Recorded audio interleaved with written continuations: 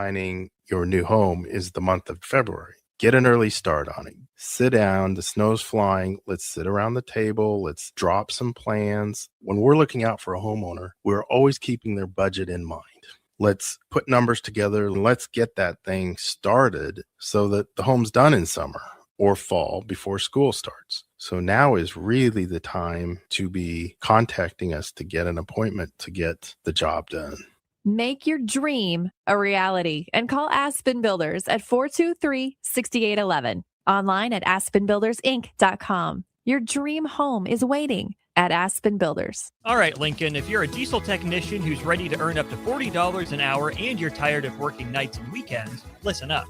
Inland Truck Parts and Service is hiring experienced diesel technicians right here in Lincoln, and they're offering what every hardworking tech wants. Monday through Friday hours, no nights, no weekends, and paid training on advanced diesel technology. With 37 locations across 12 states, career advancement opportunities are endless. Start building towards your future and apply today at inlandtruck.com. That's inlandtruck.com. Or text APPLY to 785-369-1320. There are so many realtors in Lincoln and Omaha, but don't get overwhelmed by all the no-names, plus all the different companies. Ben Bleicher with Professional Realty Group at Berkshire Hathaway Home Services Real Estate is your go-to option, whether buying or selling residential, luxury, leasing, investment properties, or commercial property, small or large. Ben's team offers decades of experience, unbeatable customer service, and promises to fully protect your interests throughout the entire transaction. Call 402-419-6309 for all your real estate needs. Ben Bleicher with Professional Realty Group of BHHS Ambassador Real Estate. Are you looking for an exciting new way to put your skills to work? Explore new career options in the fintech industry at Currency, a Sandhills Global company. We offer full-time positions in financial sales, compliance, operations, and other fields. We also offer a 4.5-day work week, an attractive benefits package, and opportunities for advancement. Put your motivation to work and grow with us at Currency. Visit gocurrency.com/careers to learn more. This is Lincoln's home for sports talk on the FM dial. Also online at theticketfm.com. On the internet. KNTK FM Firth, 93.7 The Ticket. Tune in to Outside the Box from 4 to 5 p.m. for everything you need to know about the Lincoln Stars. Join head coach Rocky Russo and play-by-play voice Alex Byrne as they sit down with special player guests to tell the story of the Lincoln Stars and give you all the news and notes you need from around the USHL. That's Outside the Box with the Lincoln Stars on 93.7 The Ticket and theticketfm.com. Alexa, play 93.7 The Ticket. Okay, playing 93.7 The Ticket. Alexa, turn down the lights. Dimming the lights. Alexa, order a pizza. The big one. All the toppings. Are you sure that's a good idea? Alexa. That's a lot of pizza for just one man. Alexa, just do it. Stop judging me, just do it. As you wish. Thanks, Alexa. You're my best friend. 93.7 The Ticket is proud to provide listeners with daily opportunities to win contests and prizes on our airwaves, and would like to take this opportunity to remind you of a couple rules. All participants must be 21 or older and must wait 30 days after winning a prize to participate in another contest. Once you win, you have 30 days to pick up your prize at the KNTK Studios, 1040 O Street in Lincoln, or your prize will be forfeited. Thank you for participating in our contest, and thank you for listening to 93.7 The Ticket. 93.7 The Ticket Sports News go now. This is Rudy Gress, the fourth of your Ticket Sports Update. First, in Olympic news, Team USA men's and women's hockey teams both captured gold at the 2026 Winter Olympics in Milan Cortina, Italy, a historic showing for American hockey on the world stage with a sweep.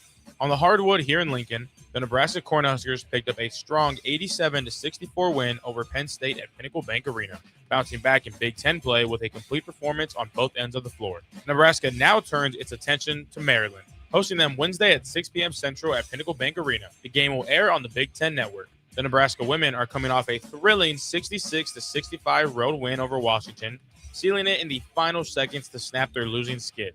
The Huskers now prepare for Senior Day as they host Rutgers on Saturday at 1 p.m. Central at Pinnacle Bank Arena. That matchup will also be televised on the Big Ten Network. On the diamond, Husker baseball went 1 for 3 on the weekend, but closed strong with a dominant 10-1 upset win over 16th-ranked Florida State. Nebraska now begins a weekend series against Auburn starting Friday, with games airing on ESPN Plus and the SEC Network. Husker softball is headed to Oklahoma following a perfect 5-0 weekend at the Mary Nutter Collegiate Classic, highlighted by 2 ranked wins and strong pitching throughout. The Huskers' next matchup comes Thursday at 6 p.m. Central against Oklahoma State, streaming on ESPN Plus. For all the latest sports news and updates, keep it tuned right here to 93.7 The Ticket and theticketfm.com.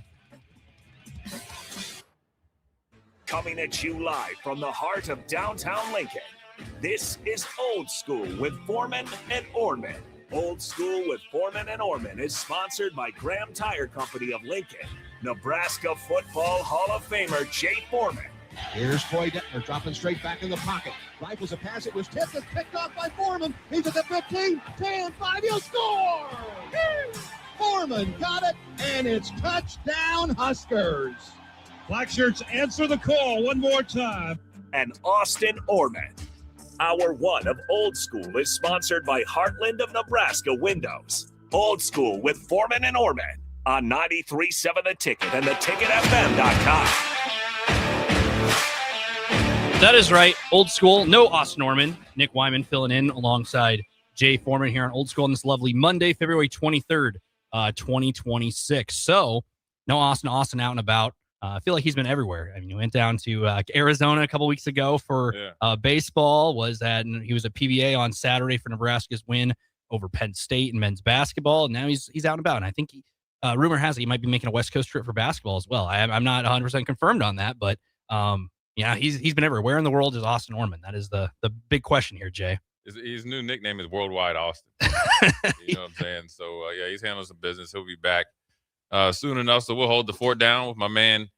We got to get a nickname for him, man. A-Train or something like that. For Austin? Austin never had a nickname? Not one to stick or something. It just or not, maybe you don't have one. I ain't never told him yet, but it just hangs around and then just interesting. Yeah, we'll have to come up with we'll one. figure out something. So we'll find one for sure. Yeah, we'll figure it out, man. But we appreciate you want to give a shout out to Graham Tire. Appreciate them. No problem. Support. Yeah, so Graham Tire Company is celebrating 75 years of service of the Midwest. They're more than just tires. They do all kinds of car and light and truck repairs too. They're from brakes to oil changes. Trust Graham Tire your service, and you can count on Graham Tire getting you to places that matter most. That's right. They hooked me up for a couple days before the Snowmageddon last week. That was my stuff was down to. I mean, I was down, man. I was riding that thing, and I was like, man, I got to get in here to Graham Tire, and they got me into good service. So I appreciate not only their support, but their service, and they do a really good job. So a little bit of sports before we start getting into your text. Two teams that did a good job this weekend, Huskerland, was the men's and women's basketball team. Yeah, get back on track. Get back on track, and obviously, we'll start with the men's basketball team. Obviously, coming off of, the worst loss of the year against Iowa, which aesthetically didn't look good, which is obviously an eyesore, and obviously obviously all of them, obviously realized that they didn't play up to their standard. You got to tip your cap to Iowa. They had a good plan, and Nebraska was just a little bit off their game, but to be able to come back and bounce back and be rather dominant from start to finish against a team that you needed to do that or were expected to do that against in Penn State shows some maturity, and then obviously shows that this team is for real. And you very easily could have woe is me and double down on a not so good performance.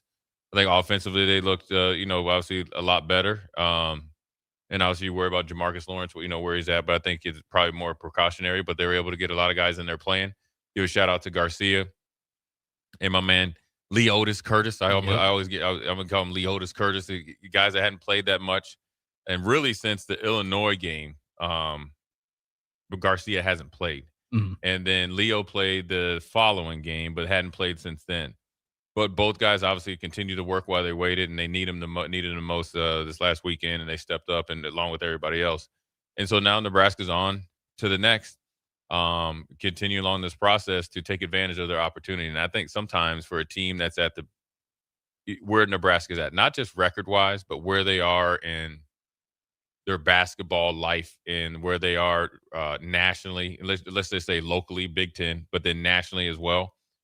Sometimes just handling your business, is probably the biggest task. And what you have to do is really focus on yourself because they're good enough. They have enough talent. They're a really good team, well coached and all that stuff, tough enough. As long as they handle their business, everything it'd be all right down the stretch. I mean, yeah, you hit it on the nose. You know, the Iowa loss is Nebraska's worst loss of the season just because you've lost to Michigan, Illinois, Purdue, who are the cream of the crop in the Big Ten Conference alongside Nebraska. Lose to an Iowa team. And Iowa was a motivated team that night because Ben McCollum and that team was sitting around an 8-9 seed mark in some bracketology. They needed a marquee win, and still have Wisconsin, they still have Michigan, they still have Ohio State left on their schedule. But and they have Nebraska again, obviously, to end the year on March 8th. But they needed a quality win to spice up the resume, and they did. Was it pretty? 57-52. That same night, Alabama played Arkansas in a double overtime, 117-115 game. Yeah. Same sport, but one game's 57 points wins you a game, and 115 doesn't. So Iowa got a win, got over to get a win to get the resume more in track. Nebraska, I'm happy they didn't let that game kind of define themselves. That game was deflating loss, not only mentally, but physically, because it was, only 21% from the 3-point line isn't going to do it against a lot of Power 4 teams. Reset. Don't let the off the court stuff with the Fred Hoiberg hitting the phone out of the spectators' hands. Let that kind of trickle down and get into your mindset.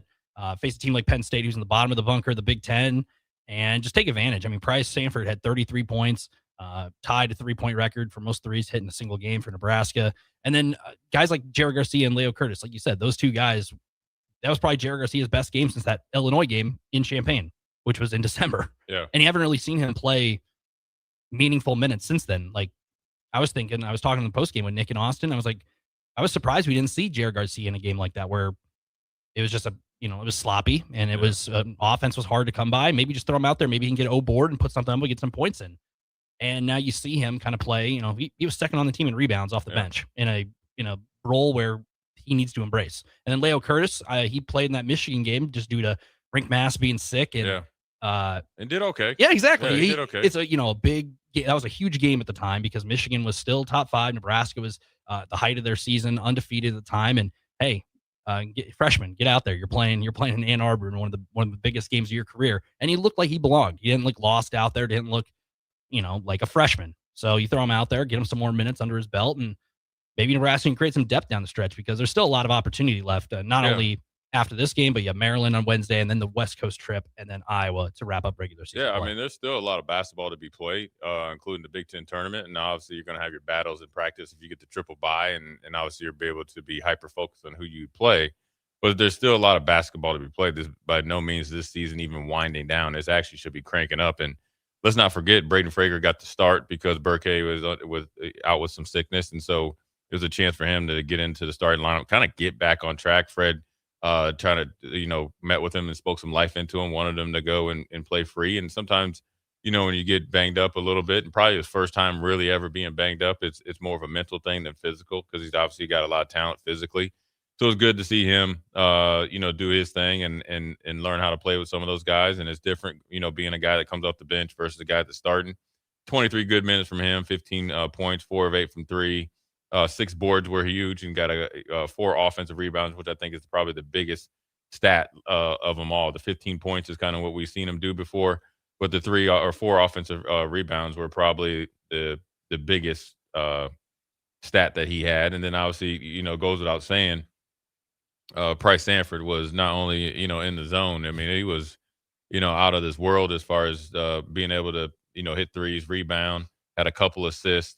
9 rebounds and a couple assists along with 100% from free throws. And so if there's ever a game that we could play dang near perfect, he was trying his hardest to complete that. But you need your big time guys to step up. He's been doing it all year. I think he's on his way to be a first team all Big Ten selection. Mm-hmm. If he's not, it's a travesty. And obviously he's a big part of the turnaround for Nebraska along with Rink Mass. I think they play so well together. As Rink is trying to kind of, get his sea legs back, as far as, the minutes and being able to deal with the physicality and the different coverages that he sees, it allows Price to really get off. And the way that Fred's able to, put him in position to be successful, and he's been cash money records on it. You got to think last year at Iowa, I think he averaged around 8 or 9 points. Now it's, Mm-hmm. they had a little bit, more, scoring punch, and his role was literally just to sit in the corner. you see when you get a change of scenery and you get a coach that actually appreciates your skill set, right? Sure, he's gotten better. I'm sure he got here and they probably worked on some things that get him better as a basketball player. But, really, 80, 90% of what he's doing is what he already could do. And just being in a place where you're really appreciated, from a coach's standpoint, they're not looking at him as a defensive mismatch. They're looking at him what he can do. And when you put guys in the best position to be successful, to play to their strengths, a la in football, you look at Bill Belichick, he's not picking up guys or drafting guys to do anything that they can't do. He's actually imploring them to do what they do best, and they do it at a great rate, and that's what you're seeing here with Price, and it's paying off for Nebraska, and to the point that they're 23-4, and on the way to have one of the special seasons in Nebraska basketball history, and being the group of guys, not highly touted or heralded, hadn't played together a lot. You got to think Price is new. And obviously, I'll say Rink is new because obviously he was coming off, and Braden Frager is new, even though he was redshirted. You don't play when you're redshirted. So you got 3 new guys, and along with Jamarcus coming back in a whole different team with Kendall Blue and all those guys, and they're kicking butt. Yeah, you mentioned the rise of Price Sanford. As first year at Iowa, 2023, 2024, only played 8 minutes a game, 2 points per game. Yeah, That's fine. He's That's getting his feet wet. Exactly. Yeah. Last year in 2024, 2025, played in 33 games, 22 minutes a game, shot around 50% from the floor nearly, and 8 points per game. Yeah. So, and he was only playing 22 minutes. This year, minutes are even more. 33 minutes per game in 27 games with Nebraska, 48% from the floor, almost 18 points per game. Yeah, so it's just rinse and repeat. It's just more of the same with him. Exactly. It's just that he's just getting more opportunities, and he's shown the ability to defend good enough and being able to get in the boards. And I think they're just playing.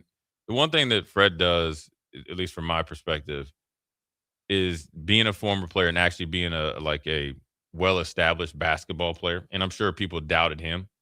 You know what I mean? Mm. When he played. And I mean, obviously, he had a great career in the NBA, but I'm sure that, people doubted whether he could, stay in front of Dominique Wilkins or whoever he was playing against or whatever.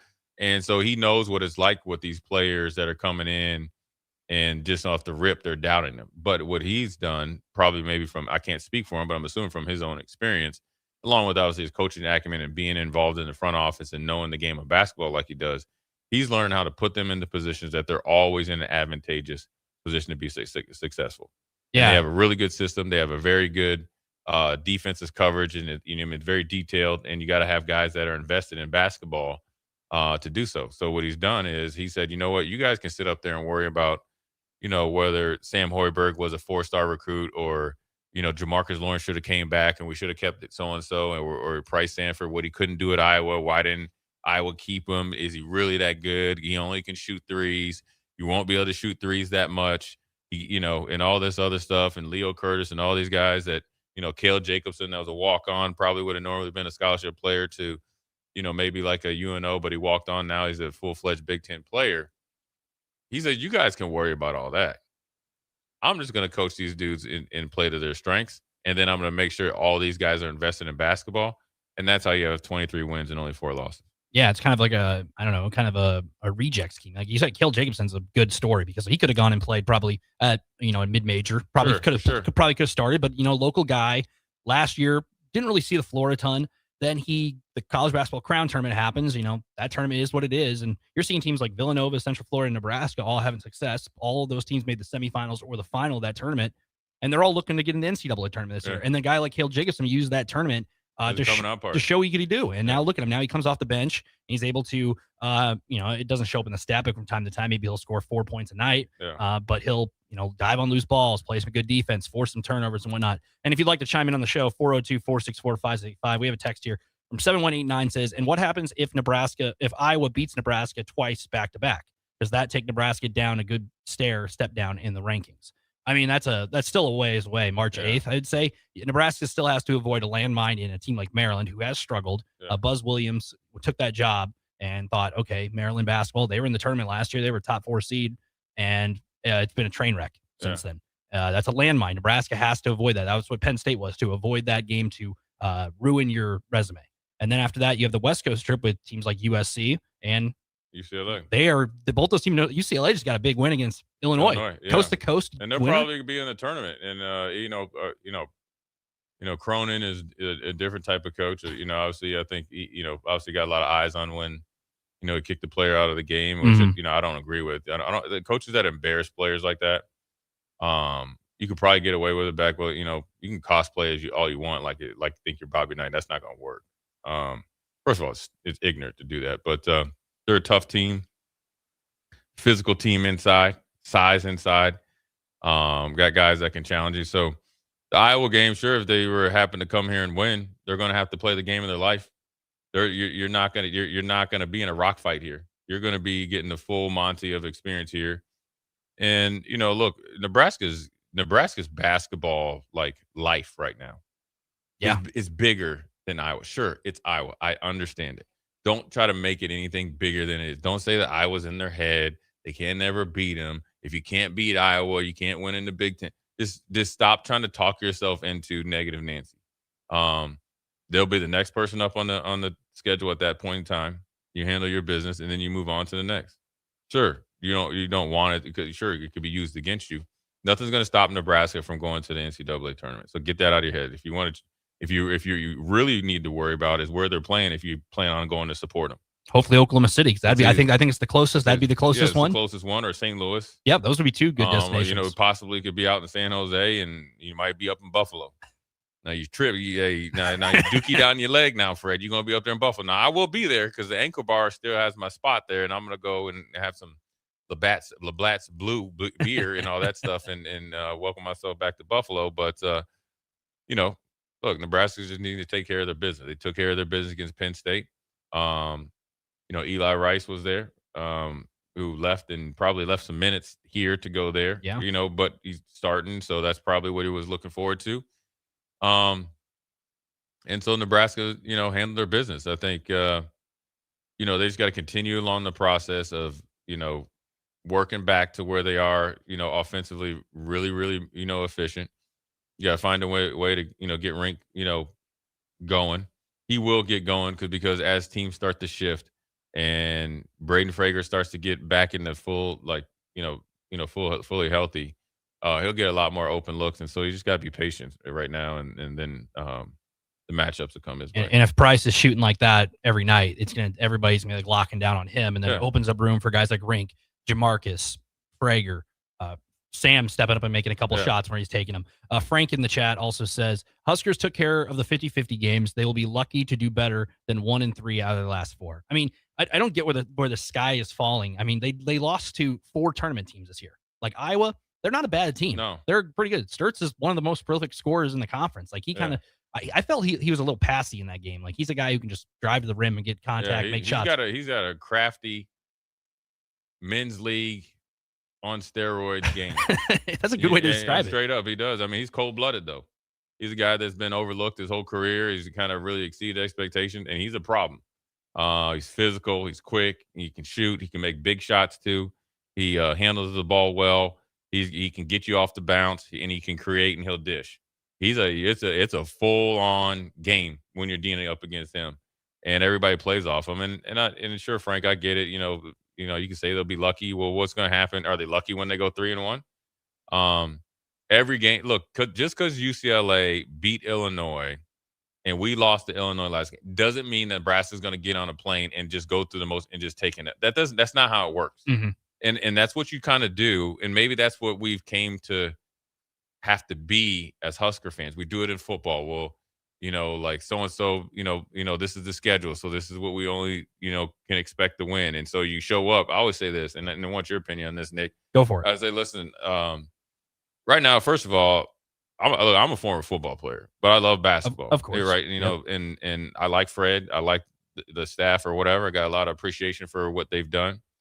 The worst thing that you can do is, I always say this, because, when you go to movies, right?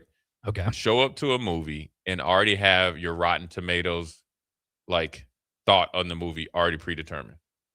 Yeah. You know what I'm saying? Yeah. So you show up with a negative attitude. Yeah, you're gonna have a negative. You're gonna have a negative opinion regardless right. of what you're. If it could be the greatest movie of all time, but right. you came in with this, and this is a negative opinion. Right. I'm gonna have a negative opinion. And that doesn't mean that you don't recognize things that they didn't do well in the game or need to do better or all of that. You know what I'm saying? Mm. I mean, what if they're 1-3? Well, what if they go 4-0? Then what? Exactly. It's a what if situation. And Nebraska has. Why don't we just worry about Wednesday? Exactly. Okay? And then handle business Wednesday, and then we'll worry about the next game. And then we go play that game. Because the great teams are just every single day. The great players are just, it's boring. It's same thing. I'm showing up every single day. Because you could play a really good game. You could go out to UCLA and play a really good game, and somebody's just lights out. What are you going to do then? Yeah. Somebody has the game of their life. Or you just can't hit a broadside of a barn. What do you know what I'm saying? Yeah. And I mean, are you just going to just take it as it is? So, before we go to break, we got a couple more minutes. I want to give a shout out to Coach Amy Williams and the women's basketball team. Big time shot there. Little step back behind the back, Britt Prince in your eye. That's called an eyeball shot. Top of the key too. That's called an eyeball shot. It was really good. I mean, they needed that. Did you ever hoop? I played basketball JV. I was never good enough. Did you ever hit somebody and hit the three? It's in probably intramural back in college. But you tell them it's in there. That's in your eye though. That shot was awesome. It's like, Washington goes down, takes the lead, and you need Nebraska's been on so many games that have been down to the last shot. Ball doesn't roll their way or a turnover. Or like a 4-minute spurt with them. They've been up double digits in like the last 3 games. Oregon game, they were up 12 with about 6 minutes to go, and they ended up losing that one. And you lose your way, and that's, I call it scoreboard watching, right? Oh yeah, we're up 12.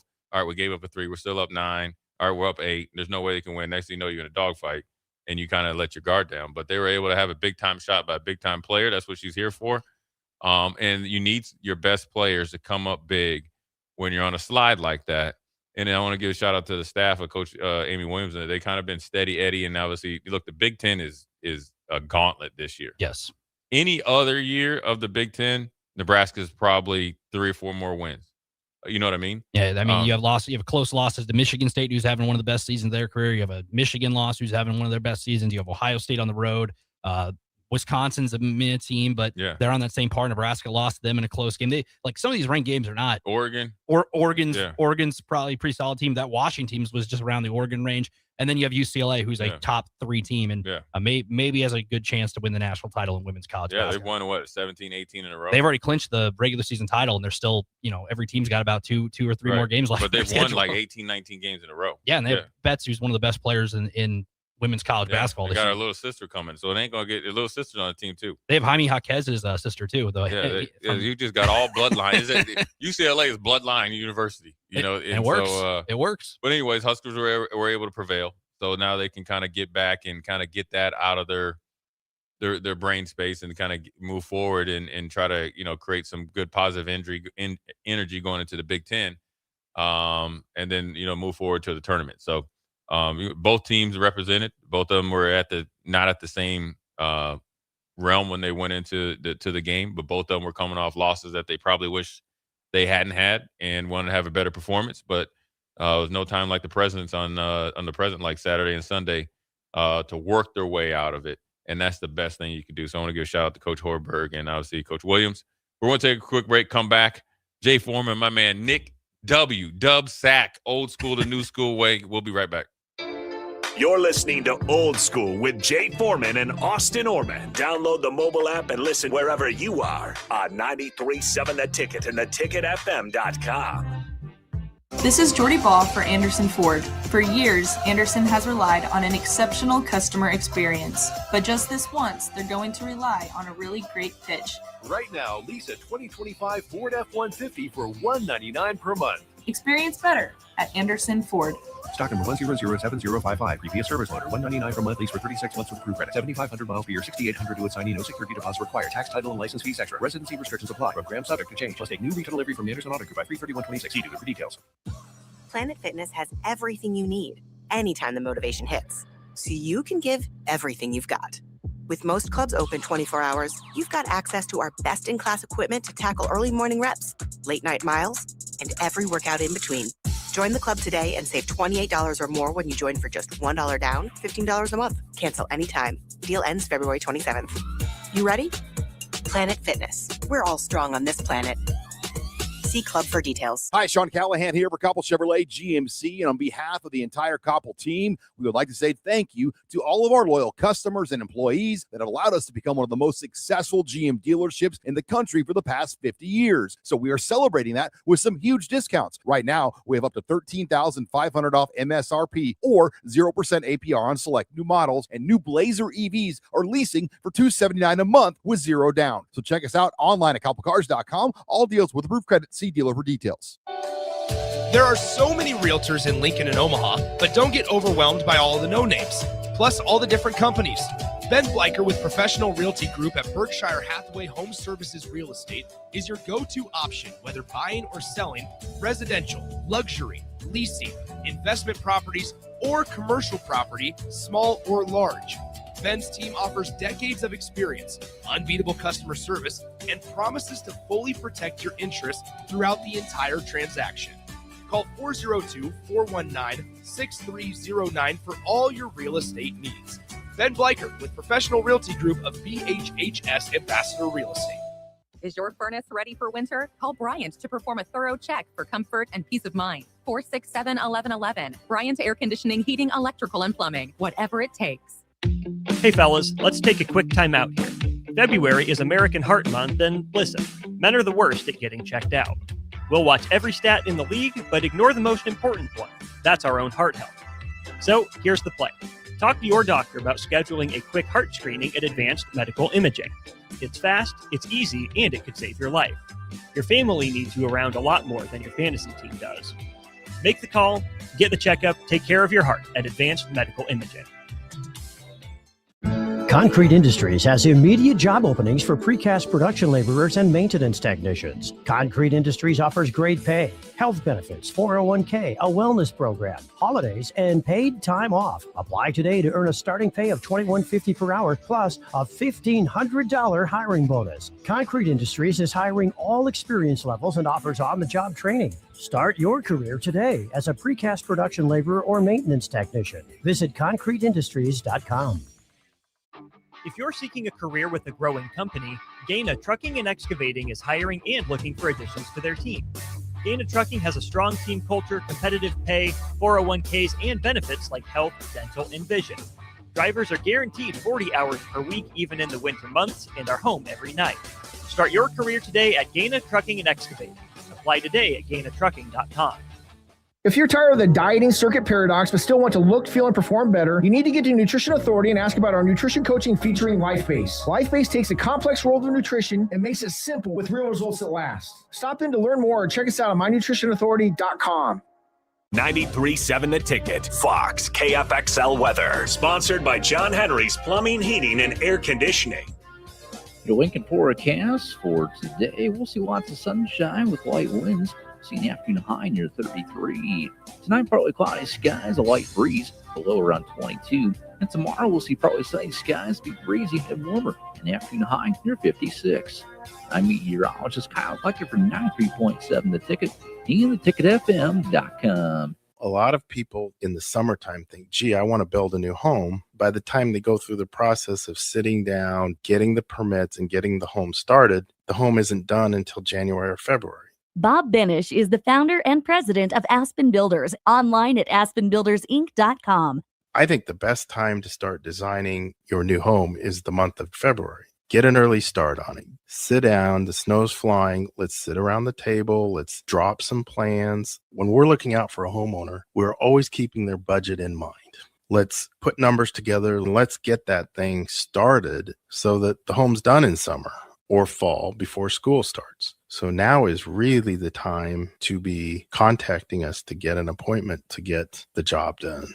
Make your dream a reality and call Aspen Builders at 423-6811. Online at aspenbuildersinc.com. Your dream home is waiting at Aspen Builders. 93.7 The Ticket is proud to provide listeners with daily opportunities to win contests and prizes on our airwaves, and would like to take this opportunity to remind you of a couple rules. All participants must be 21 or older and must wait 30 days after winning a prize to participate in another contest. Once you win, you have 30 days to pick up your prize at the KNTK Studios, 1040 O Street in Lincoln, where your prize will be forfeited. Thank you for participating in our contest, and thank you for listening to 93.7 The Ticket. Back to Old School with Foreman and Orman on 93.7 The Ticket and theticketfm.com.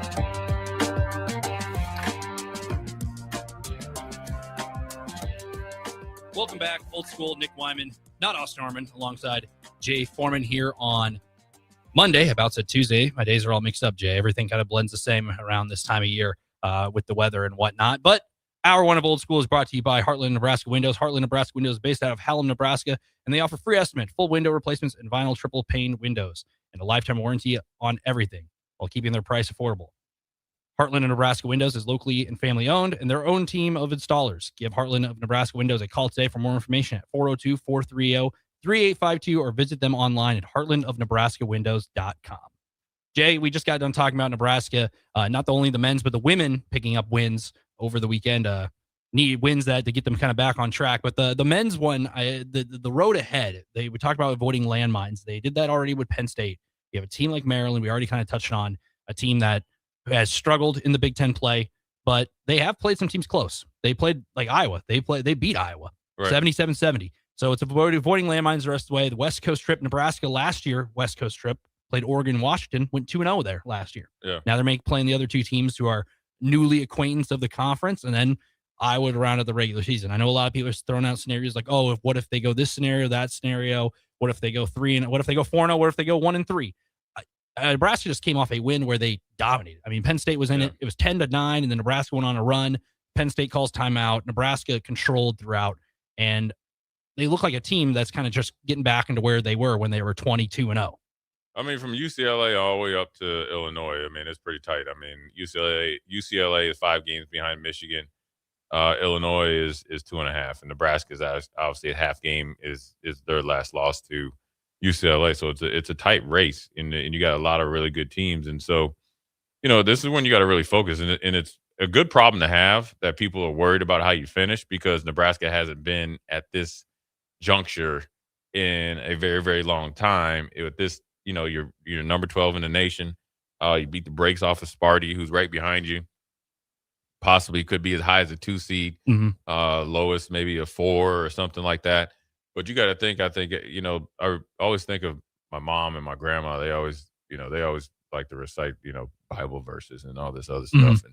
And my grandma said how soon they forget, and it's like how soon Nebraska fans have forgotten. And you should judge a team harshly every year, because you should have expectations and standards. But just last year, we didn't make the Big Ten tournament, right? Yeah. And we were able to go and win the crown. And so the crown was obviously a highlight, a way to end the season. But you got to think, we didn't make the Big Ten tournament last year. So we didn't even make the NCAA tournament. And just a couple years ago, obviously, we ran into a buzzsaw at Texas A&M. Buzz Williams, highlight that led him to get the Maryland job, or one of them. And we ran into a situation that they were just a little bit better. They were a bad matchup for us. Yes. And, last year at this time, maybe the expectations and standards were probably obviously to get, maybe a bye in the Big Ten tournament, potentially into the big tournament if we played well. We didn't. And so this year we are. And now we got 4 games left. And now we're, trying to schedule pimp ourselves in and out of the, whether we want to go, pound a bottle of whiskey or not about something that hadn't happened yet. Exactly. You can control. And Nebraska has 4 quality losses on their schedule, and in a conference that is one of the best conferences in college basketball year in, year out. I mean, Nebraska's in the same sentence as Michigan State, Purdue, Illinois, and Michigan. Yeah. I don't think a lot of people had that on their agenda. Not before the season. No. Not before the season. And if you did, you're lying to yourself. But the only people that really believed in this team was probably Fred and the players, because they saw the work that they were doing. Fred had always, even during last year, had said that they, thought about pulling Braden Frager's red shirt, and so his development obviously was at rapid pace last year. You're seeing that this year, and then obviously with Price, nobody knew how he would fit here because of the sample size and opportunity or lack of opportunities at Iowa. And everybody was thinking that his buddy was the guy that Nebraska should have got that ended up going to Creighton. Yeah, it's crazy how that works. And so Fred knew what he wanted. I think, the identity and the makeup of the players are just important as the skill set. And obviously they knocked out the park. So, I think that they are, when you look at where they're at, let's look at the big scheme of things, right? Rest of the season, the opportunity to have a triple bye because of the schedule in the situation, which means, though, you can't assume that it's a foregone conclusion that you're going to win. Mm-hmm. You have to still go out there and earn it. You still got to handle your business before anybody else's business, and it'll be just fine. When you do that, then you don't have to worry about who you play because you're playing essentially yourself, right? And as long as you play well, you play to your standard, majority of the time it's going to work out for you in the win and loss column. And whatever, but you got to think, Michigan's schedule coming down the pipe is a little bit harder than ours. Illinois' schedule coming down the pipe, I think last time I looked, is a little bit harder than ours, and maybe even Purdue. So you're in a good position. Don't ruin it by looking at the finish line and you have still the back, you're on the back stretch of that 400. That's where you're at right now. Yeah, you look at the schedule. You look at the schedules here. So Michigan has they do have a pretty tough schedule. They have Minnesota. They go at Illinois this Friday. That's a big one for not only both those teams. And then they have at Iowa, which Nebraska obviously it's still at Iowa, which you never know. Exactly. And Iowa's a team who that's another opportunity. Like I said, the opportunity for Iowa. They have a tough schedule down the stretch to boost their resume, maybe get themselves into maybe a 7 seed at best. And then Michigan State, Michigan to close out the regular season. Right. So there are other games with those other teams mixed in that top 5 range in the Big Ten. And we even saw this last weekend with Illinois a couple weeks ago. Nebraska saw them at the wrong time because they were the hottest team in the sport. Yeah. And Keaton Wagler's playing out of his mind.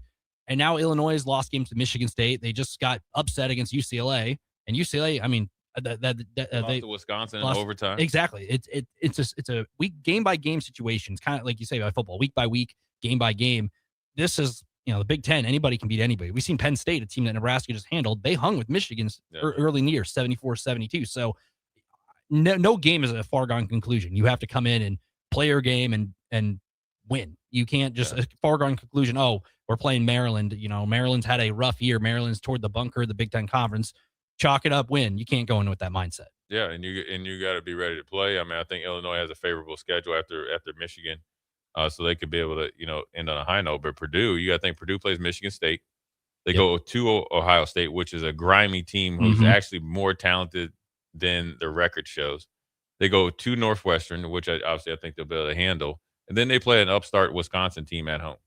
And that's a tough one. The last game of the season.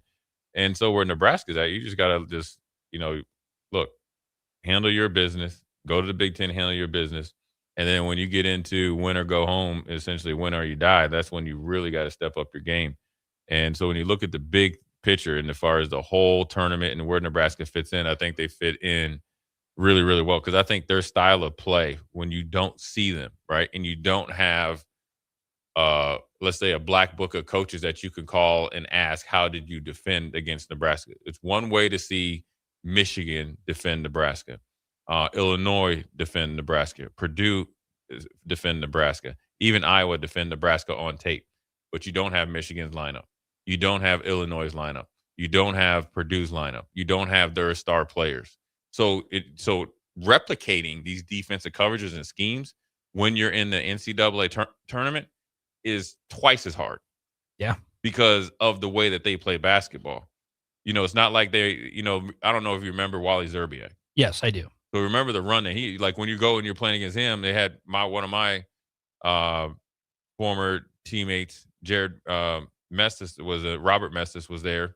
But Wally Zerbiak was like, okay, we got to kind of keep him under 40, and then we got to stop everybody else. Where in Nebraska, you don't know who's going to go off on you. Obviously, Price is first. You got Rink. You got Braden Fraser coming off the bench. And then you got whether it's Sam or Jamarcus will hit you with a double digit game as well. So where they fit in as far as like the NCAA tournament, when you get out of the conference and the conference tournament, you fit in, your style and the way that you're able to play and your defensive coverages and the way that you play defense actually sets up better long term that way. Yeah, it's a conference where Nebraska, like we were mentioning about Price, if he's the hot guy coming out of the gate and he makes a couple 3-pointers, teams are going to zone in on him. And then if people are, they're doubling him off screens and whatnot, it's going to open up for Jamarcus, going to open up for Hoiberg, and open up for Rink Mast, if he gets going, I mean, he's one of the best post scorers in the Big Ten. And we've seen it. I mean, we saw it get back into things in Piscataway against Rutgers, against a team where Nebraska just kind of took it to him. But you haven't really seen that against the top teams. Rink Mast has been cold against Illinois. He was cold against Iowa. We haven't really seen him at that level against good teams probably since the Michigan State game. But if Nebraska can get Rink going and Price to keep doing his thing like he has, I feel like every week it's like, oh, he hit 7+ threes a game. I feel like we've been saying that a lot. Nebraska is going to be a tough team to defend, not only in the Big Ten tournament, but also the NCAA tournament. Yeah, and so that's where they should feel really good about where they're at, and where they're where they can move forward. And the hard part is now is just dealing with the internal and external expectations, but making sure that the standards upheld. And that's the hardest thing to do. I got another question, or actually a comment here.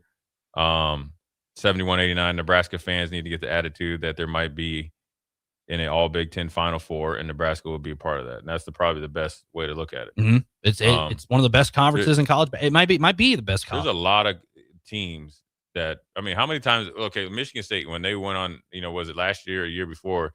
And Tom Izzo was like, "Oh, I got the juices back." They didn't win the Big Ten.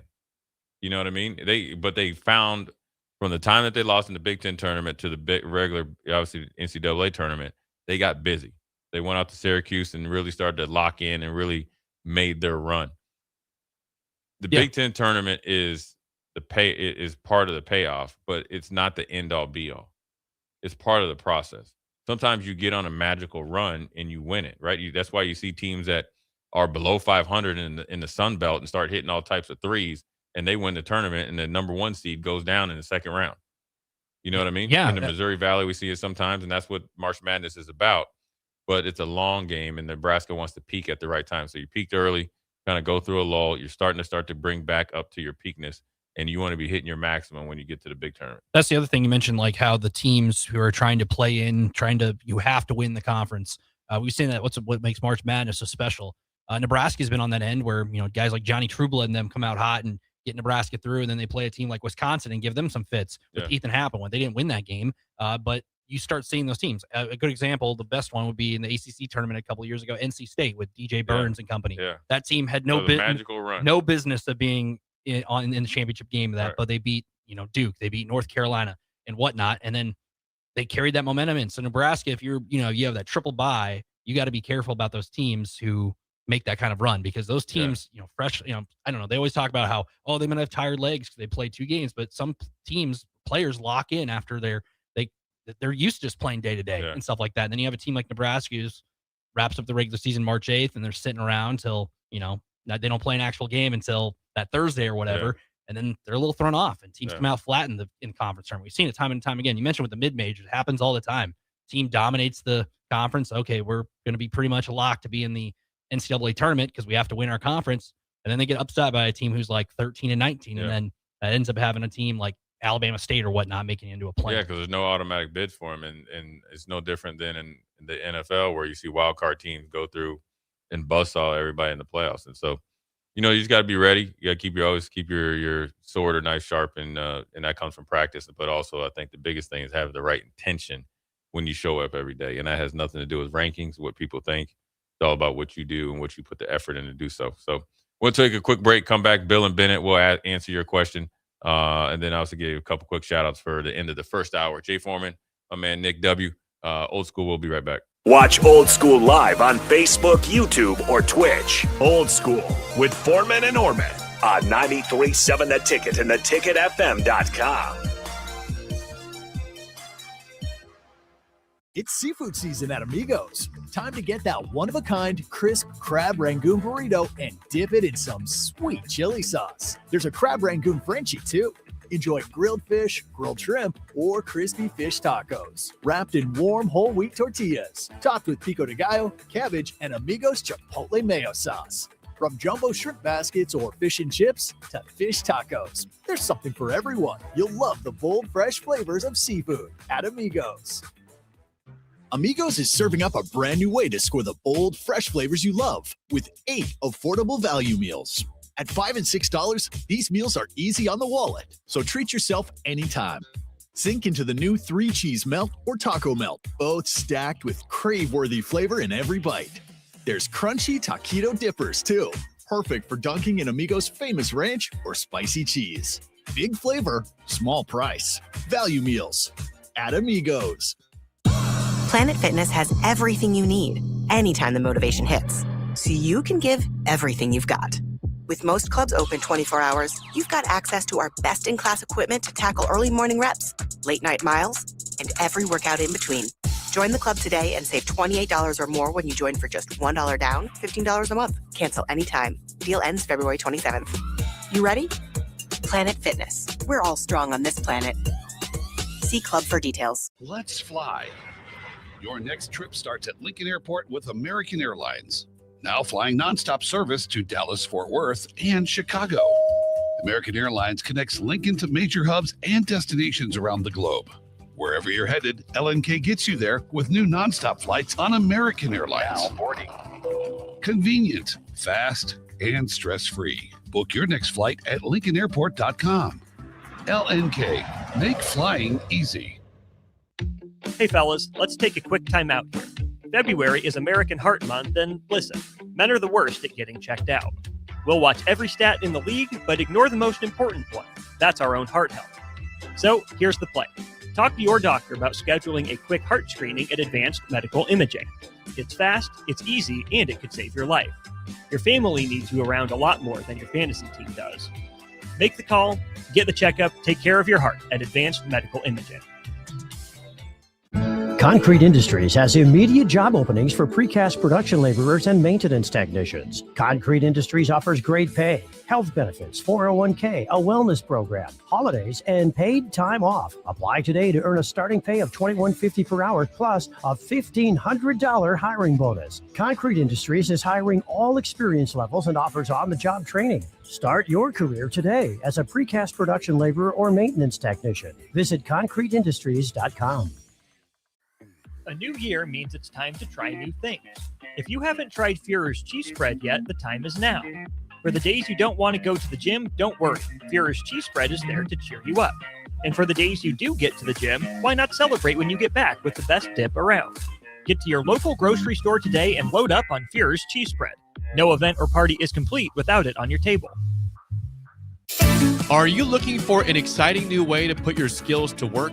Explore new career options in the fintech industry at Currency, a Sandhills global company.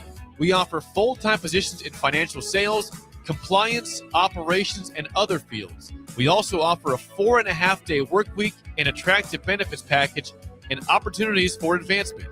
Put your motivation to work and grow with us at Currency. Visit gocurrency.com/careers to learn more.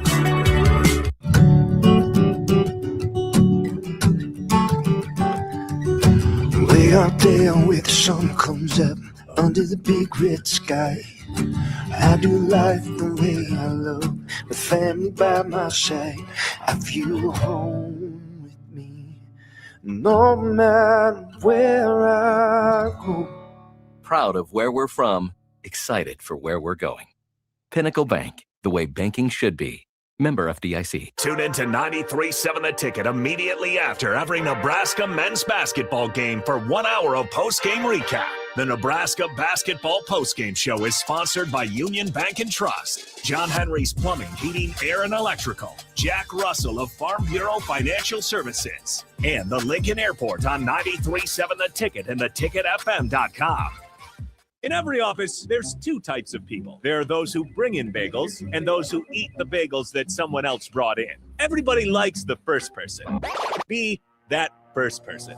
Weekday mornings at 7:30, you have a chance to win a business box of bagels from Bagels & Joe. All you have to do is shut up, Sipple. 2 questions for you, 2 for Sip. Win and the bagels are yours. Lose, well, you don't want to lose. You lost Monday, you lost Wednesday, you're a loser. Shut up, Sipple. Weekday mornings at 7:30, brought to you by Bagels & Joe. Select Plumbing and Utility has been serving Lincoln and the surrounding area for 14 years, and they're not slowing down. Select Plumbing and Utility handles all your plumbing needs, from faucets and water heaters to of full renovations, and they can even help with your heating and cooling needs. They're also Lincoln's underground experts, repairing and replacing broken underground water and sewer lines since day one. Contact Select Plumbing and Utility today at 402-560-6197, assuring excellence in every situation, opportunity, and challenge. That's 402-560-6197.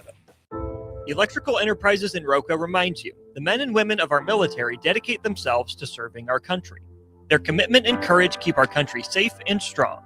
Let us honor those who have lost their lives in the line of duty and salute those who serve today. This from Electrical Enterprises in Roca. For all of your residential and commercial electrical construction needs, call 402-438-5822. They care about our United States veterans and active military personnel. Back to Old School with Foreman and Orman on 93.7 The Ticket and theticketfm.com.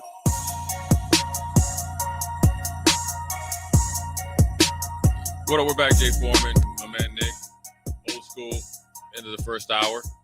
Live in effect, 1040 O Street. About 30 degrees outside, so make sure you bundle up. Snow's gone, but the temperatures are still low. But the temperatures are a little bit higher for Nebraska baseball.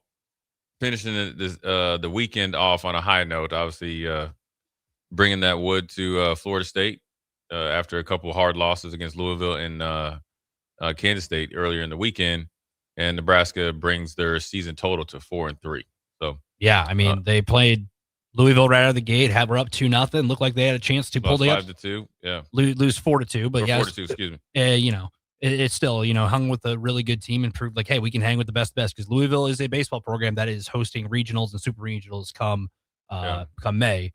And then K-State, Nebraska lost 2 of 3 to them last year. So kind of try to get back in a revenge game against the Wildcats, lose that game 5-3. That's 2 tough losses right off, neutral site. End on a high note though, beat number 16 Florida State 10-1. I mean, blow the team out like that. It's only the second time those teams have ever played in baseball too. That's crazy to think. Yeah, I mean, it's obviously different regions of the country, so it's a little bit hard to, schedule them because Florida State's probably a little bit farther ahead generally, obviously being outside more. And, obviously there's, I wouldn't say a staple up in Omaha for College World Series, but they're up there, a lot more than obviously Nebraska. So it was good Nebraska beat a top 10 team. They let you know that they have talent. I think they're obviously, when you're a team like Nebraska, obviously, look at the weather here. And then obviously, when you're going around, and I like it that you're not ducking good competition because you're thinking long-term. It worked out for them last year. A little bit of a rough start. Probably didn't meet expectations during the regular season last year. Put it together in the Big Ten tournament and ended the season on a high note. So Nebraska's probably learned from that, bringing that good vibes. And then obviously they got a big weekend ahead of them as well. Yeah, number 7, Auburn. Yeah, they go down to Auburn, too. It's going to be SEC baseball is no joke. There are so many quality teams in that conference. Yeah. And Auburn moves up to number 7.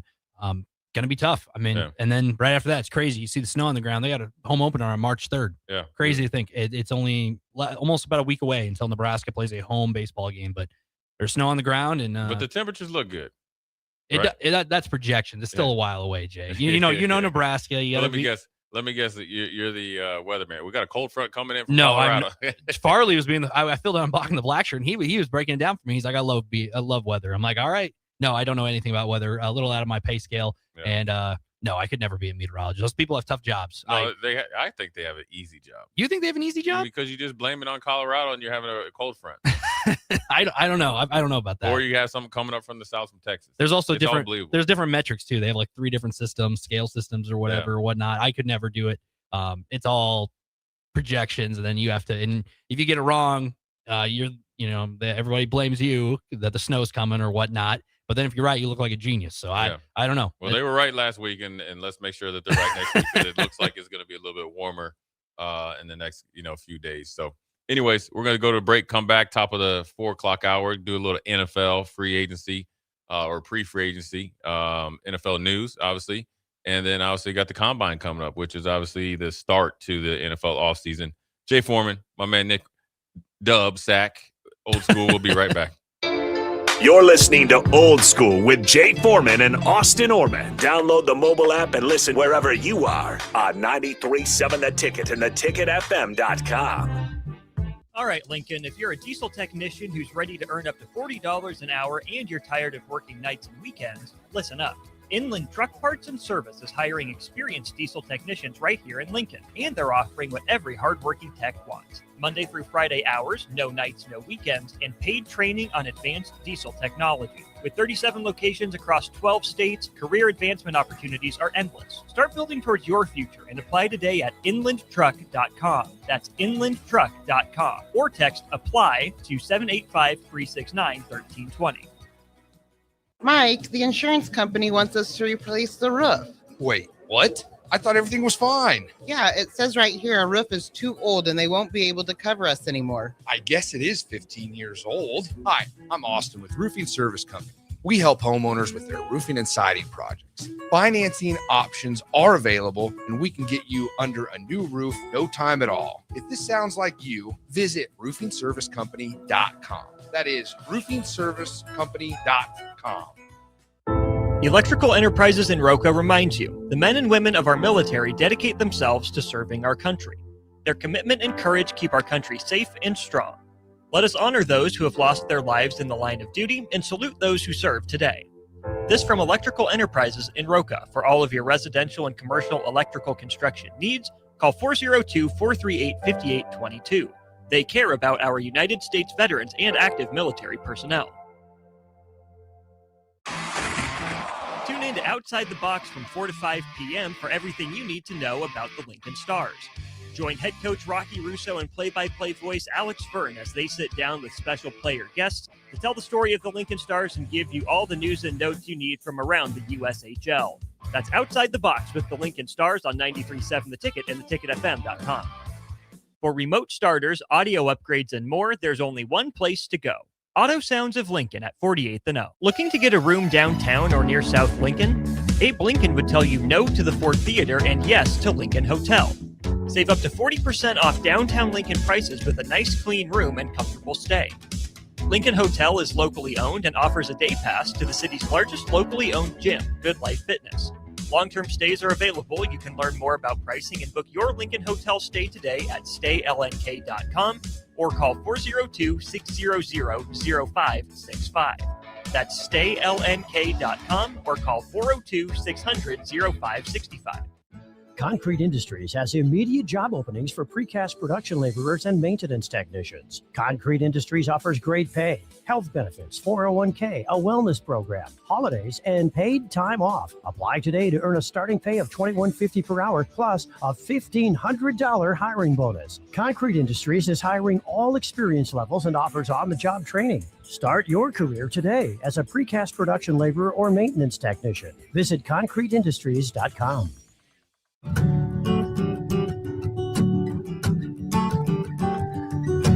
Way out there where the sun comes up under the big red sky, I do life the way I love, with family by my side. I feel home with me, no matter where I go. Proud of where we're from, excited for where we're going. Pinnacle Bank, the way banking should be. Member FDIC. If you're tired of the dieting circuit paradox but still want to look, feel, and perform better, you need to get to Nutrition Authority and ask about our nutrition coaching featuring LifeBase. LifeBase takes the complex world of nutrition and makes it simple with real results that last. Stop in to learn more or check us out at mynutritionauthority.com. Hey there, this is Paul Scheel, owner of High Electric. I want to thank our friends and loyal customers and introduce High Electric to those looking for a new electrician. We've been serving the Lincoln and Omaha area for over 30 years, from design to install, upgrades, and repair. If you are a homeowner or a small business needing some electrical work, call us at 402-466-6606 or check us out at hyelectric.com. We look forward to hearing from you.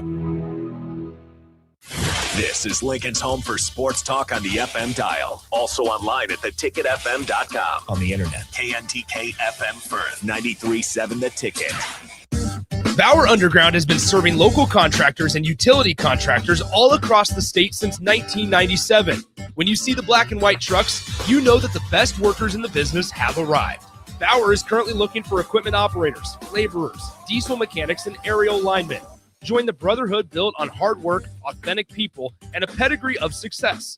They're offering top-notch benefits, a matching 401k, and a $600 per year clothing allowance. Bauer Underground, a family-friendly company with plenty of room for advancement. A new year means it's time to try new things. If you haven't tried Führer's cheese spread yet, the time is now. For the days you don't want to go to the gym, don't worry. Führer's cheese spread is there to cheer you up. And for the days you do get to the gym, why not celebrate when you get back with the best dip around? Get to your local grocery store today and load up on Führer's cheese spread. No event or party is complete without it on your table. 93.7 The Ticket Sports News go now. This is Rudy Gress, the fourth of your Ticket Sports Update. First, in Olympic news, Team USA men's and women's hockey teams both captured gold at the 2026 Winter Olympics in Milan Cortina, Italy. A historic showing for American hockey on the world stage with a sweep. On the hardwood here in Lincoln, the Nebraska Cornhuskers picked up a strong 87-64 win over Penn State at Pinnacle Bank Arena, bouncing back in Big Ten play with a complete performance on both ends of the floor. Nebraska now turns its attention to Maryland, hosting them Wednesday at 6 p.m. Central at Pinnacle Bank Arena. The game will air on the Big Ten Network. The Nebraska women are coming off a thrilling 66-65 road win over Washington, sealing it in the final seconds to snap their losing skid. The Huskers now prepare for Senior Day as they host Rutgers on Saturday at 1 p.m. Central at Pinnacle Bank Arena. That matchup will also be televised on the Big Ten Network. On the diamond, Husker baseball went 1 for 3 on the weekend, but closed strong with a dominant 10-1 upset win over 16th-ranked Florida State. Nebraska now begins a weekend series against Auburn starting Friday, with games airing on ESPN Plus and the SEC Network. Husker softball is headed to Oklahoma following a perfect 5-0 weekend at the Mary Nutter Collegiate Classic, highlighted by 2 ranked wins and strong pitching throughout. The Huskers' next matchup comes Thursday at 6 p.m. Central against Oklahoma State, streaming on ESPN Plus. For all the latest sports news and updates, keep it tuned right here to 93.7 The Ticket and theticketfm.com. Coming at you live from the heart of downtown Lincoln, this is Old School with Foreman and Orman. Nebraska Football Hall of Famer Jay Foreman. Here's Troy Detmer dropping straight back in the pocket. Rifles a pass. It was tipped. It's picked off by Foreman. He's at the 15, 10, 5. He'll score. Foreman got it, and it's touchdown Huskers. Black shirts answer the call one more time. And Austin Orman. Old School with Foreman and Orman is sponsored by Graham Tire Company of Lincoln, your tire store next door with 4 Lincoln locations. Old School with Foreman and Orman on 93.7 The Ticket and theticketfm.com. That is right. Old School, Foreman Orman, but Orman minus Orman. Add Wyman this time. It's a substitute Orman out. Austin Orman out tonight from Old School. But I'm with Jay. We have 2 more hours left on us. Hour 1 flew by. That is what Jay said. It goes by when you're having fun, right, Jay? Yeah, man. I mean, you know, you can't stop it, man. It's like the gaining momentum. I don't know. You probably never heard that song by MC Hammer, have you? Probably not. A little bit before my time. I'm a 98 baby. So a little. Dang, you that young? Yeah, I guess so. Wait, how old do you think I was? I didn't think you were that young. I went to college with Orman. Austin's older than you. He is. He's a little older than me, but it's not like. So how old are you? I'm 26. Oh, hell no. I can't believe we got ticket fans out there. We got to give a little wave out there. Yeah, exactly. But you 26 years old, dude? Yeah. How old did you think I was? Like, would you think I was like 19? Nah, but I thought maybe you just 30, 32. You don't even know who MC Hammer is? I know who MC Hammer is. They can't touch us. That's so you never listened to the song Gaining Momentum? No. If you heard it, if he played it to me, I probably would know. No, you wouldn't know. You want to know it? No, probably not. But hour 1 of Old School. Hour 1 of Old School is messed up. And now this is what happened. We opened up a can of worms for Jay, and this is just great. But Old School is brought to you by Graham Tire Company. Is celebrating 75 years of serving the Midwest. They've done more than just tires. They do all kinds of car and light trucks repairs too, from brakes to oil changes. Trust Graham Tire for service you can count on. Graham Tire, getting you to places that matter most. Yeah, now I just opened up a can of worms for Jay Foreman here. I mean, that's fine. That's fine. It's not, but there's nothing wrong with it, man. I mean, it's just different times, different eras. I just have to come to terms. I'm twice as old as you, almost. Really? Yeah. Well, your birthday was last week, is what I didn't tell him. I'm 50. Yeah. I can't believe it. Can't believe it. there was times in Buffalo at night coming back from who knows where with some buddies. I was like, I ain't be 50-50 where I'll make it to 50. We were going way too hard. And you 25, 26 years old, born in 98. I was just leaving college. I never saw the Nebraska national championships because I was born then. That's the problem. And See, then you're the problem. And here's why you're the problem before we get into NFL news. You guys, a lot of you young guys, okay, Nick, Austin, yourself, all the other guys that are on these different, media stuff that they're doing, the podcast, where they're doing it at home. You guys are all a bunch of youngins. Yep. So you guys have no idea what is really like. Yeah. You have no idea. And you guys have never experienced it. So you guys like, yeah, whatever. Yeah, you're not wrong. I mean, that's the problem. Yep. So you know what we're gonna do? Yeah. We're gonna have a project with you. Oh no, this is not good. Is Jake Sorensen still in there? Jake Sorensen's not in there. Yeah, no. I was joking. I know he ain't in there. Jake, I hope you listen. I know you on your way home. The only thing is, you got, for Jake, you got a cute little daughter, man.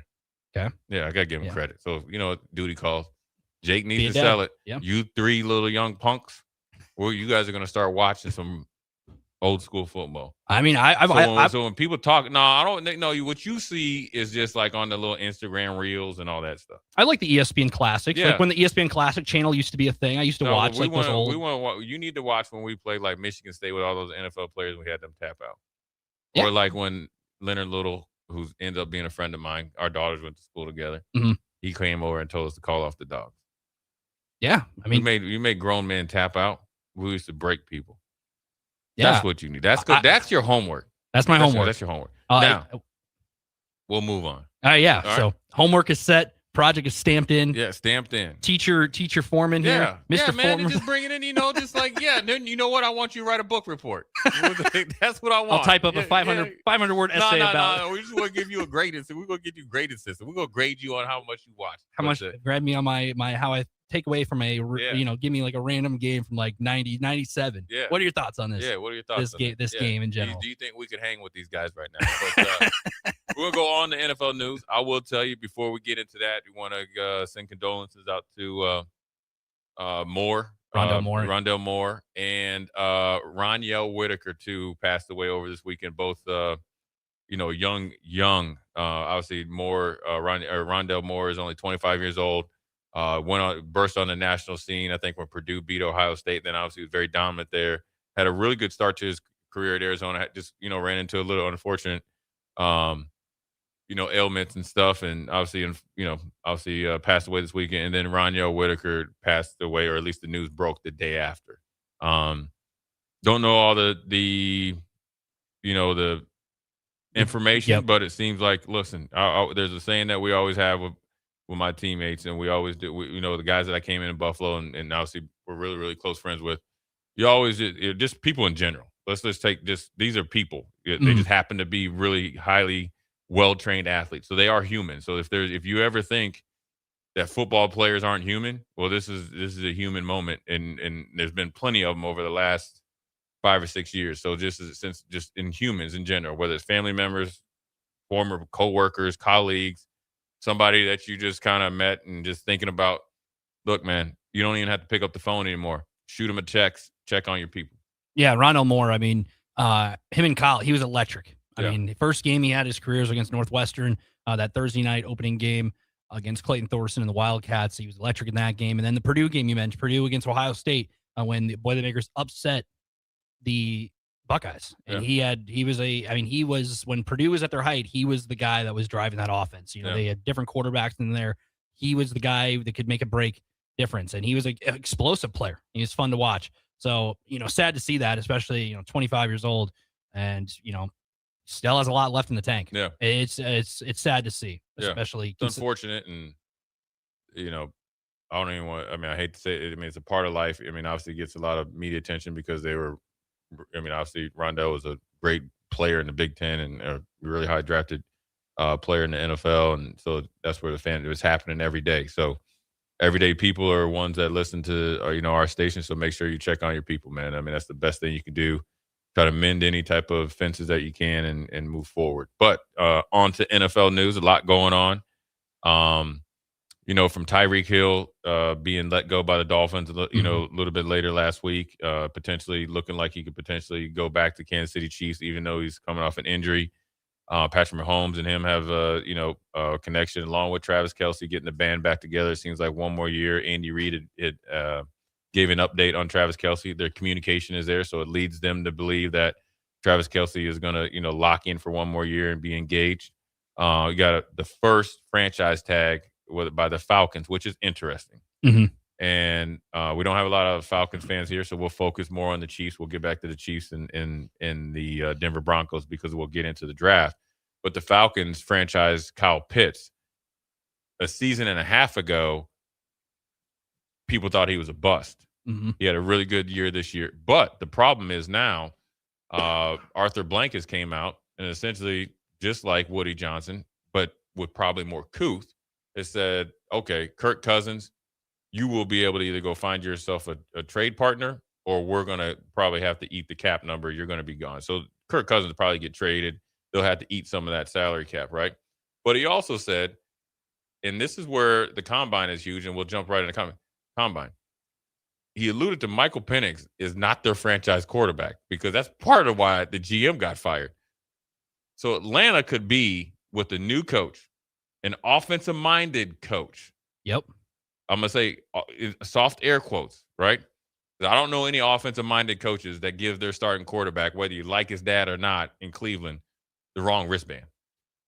It's interesting because you really never see a GM come out at this time of year and being like, oh, this guy is not our franchise guy. We don't know. And if they don't know, they answer.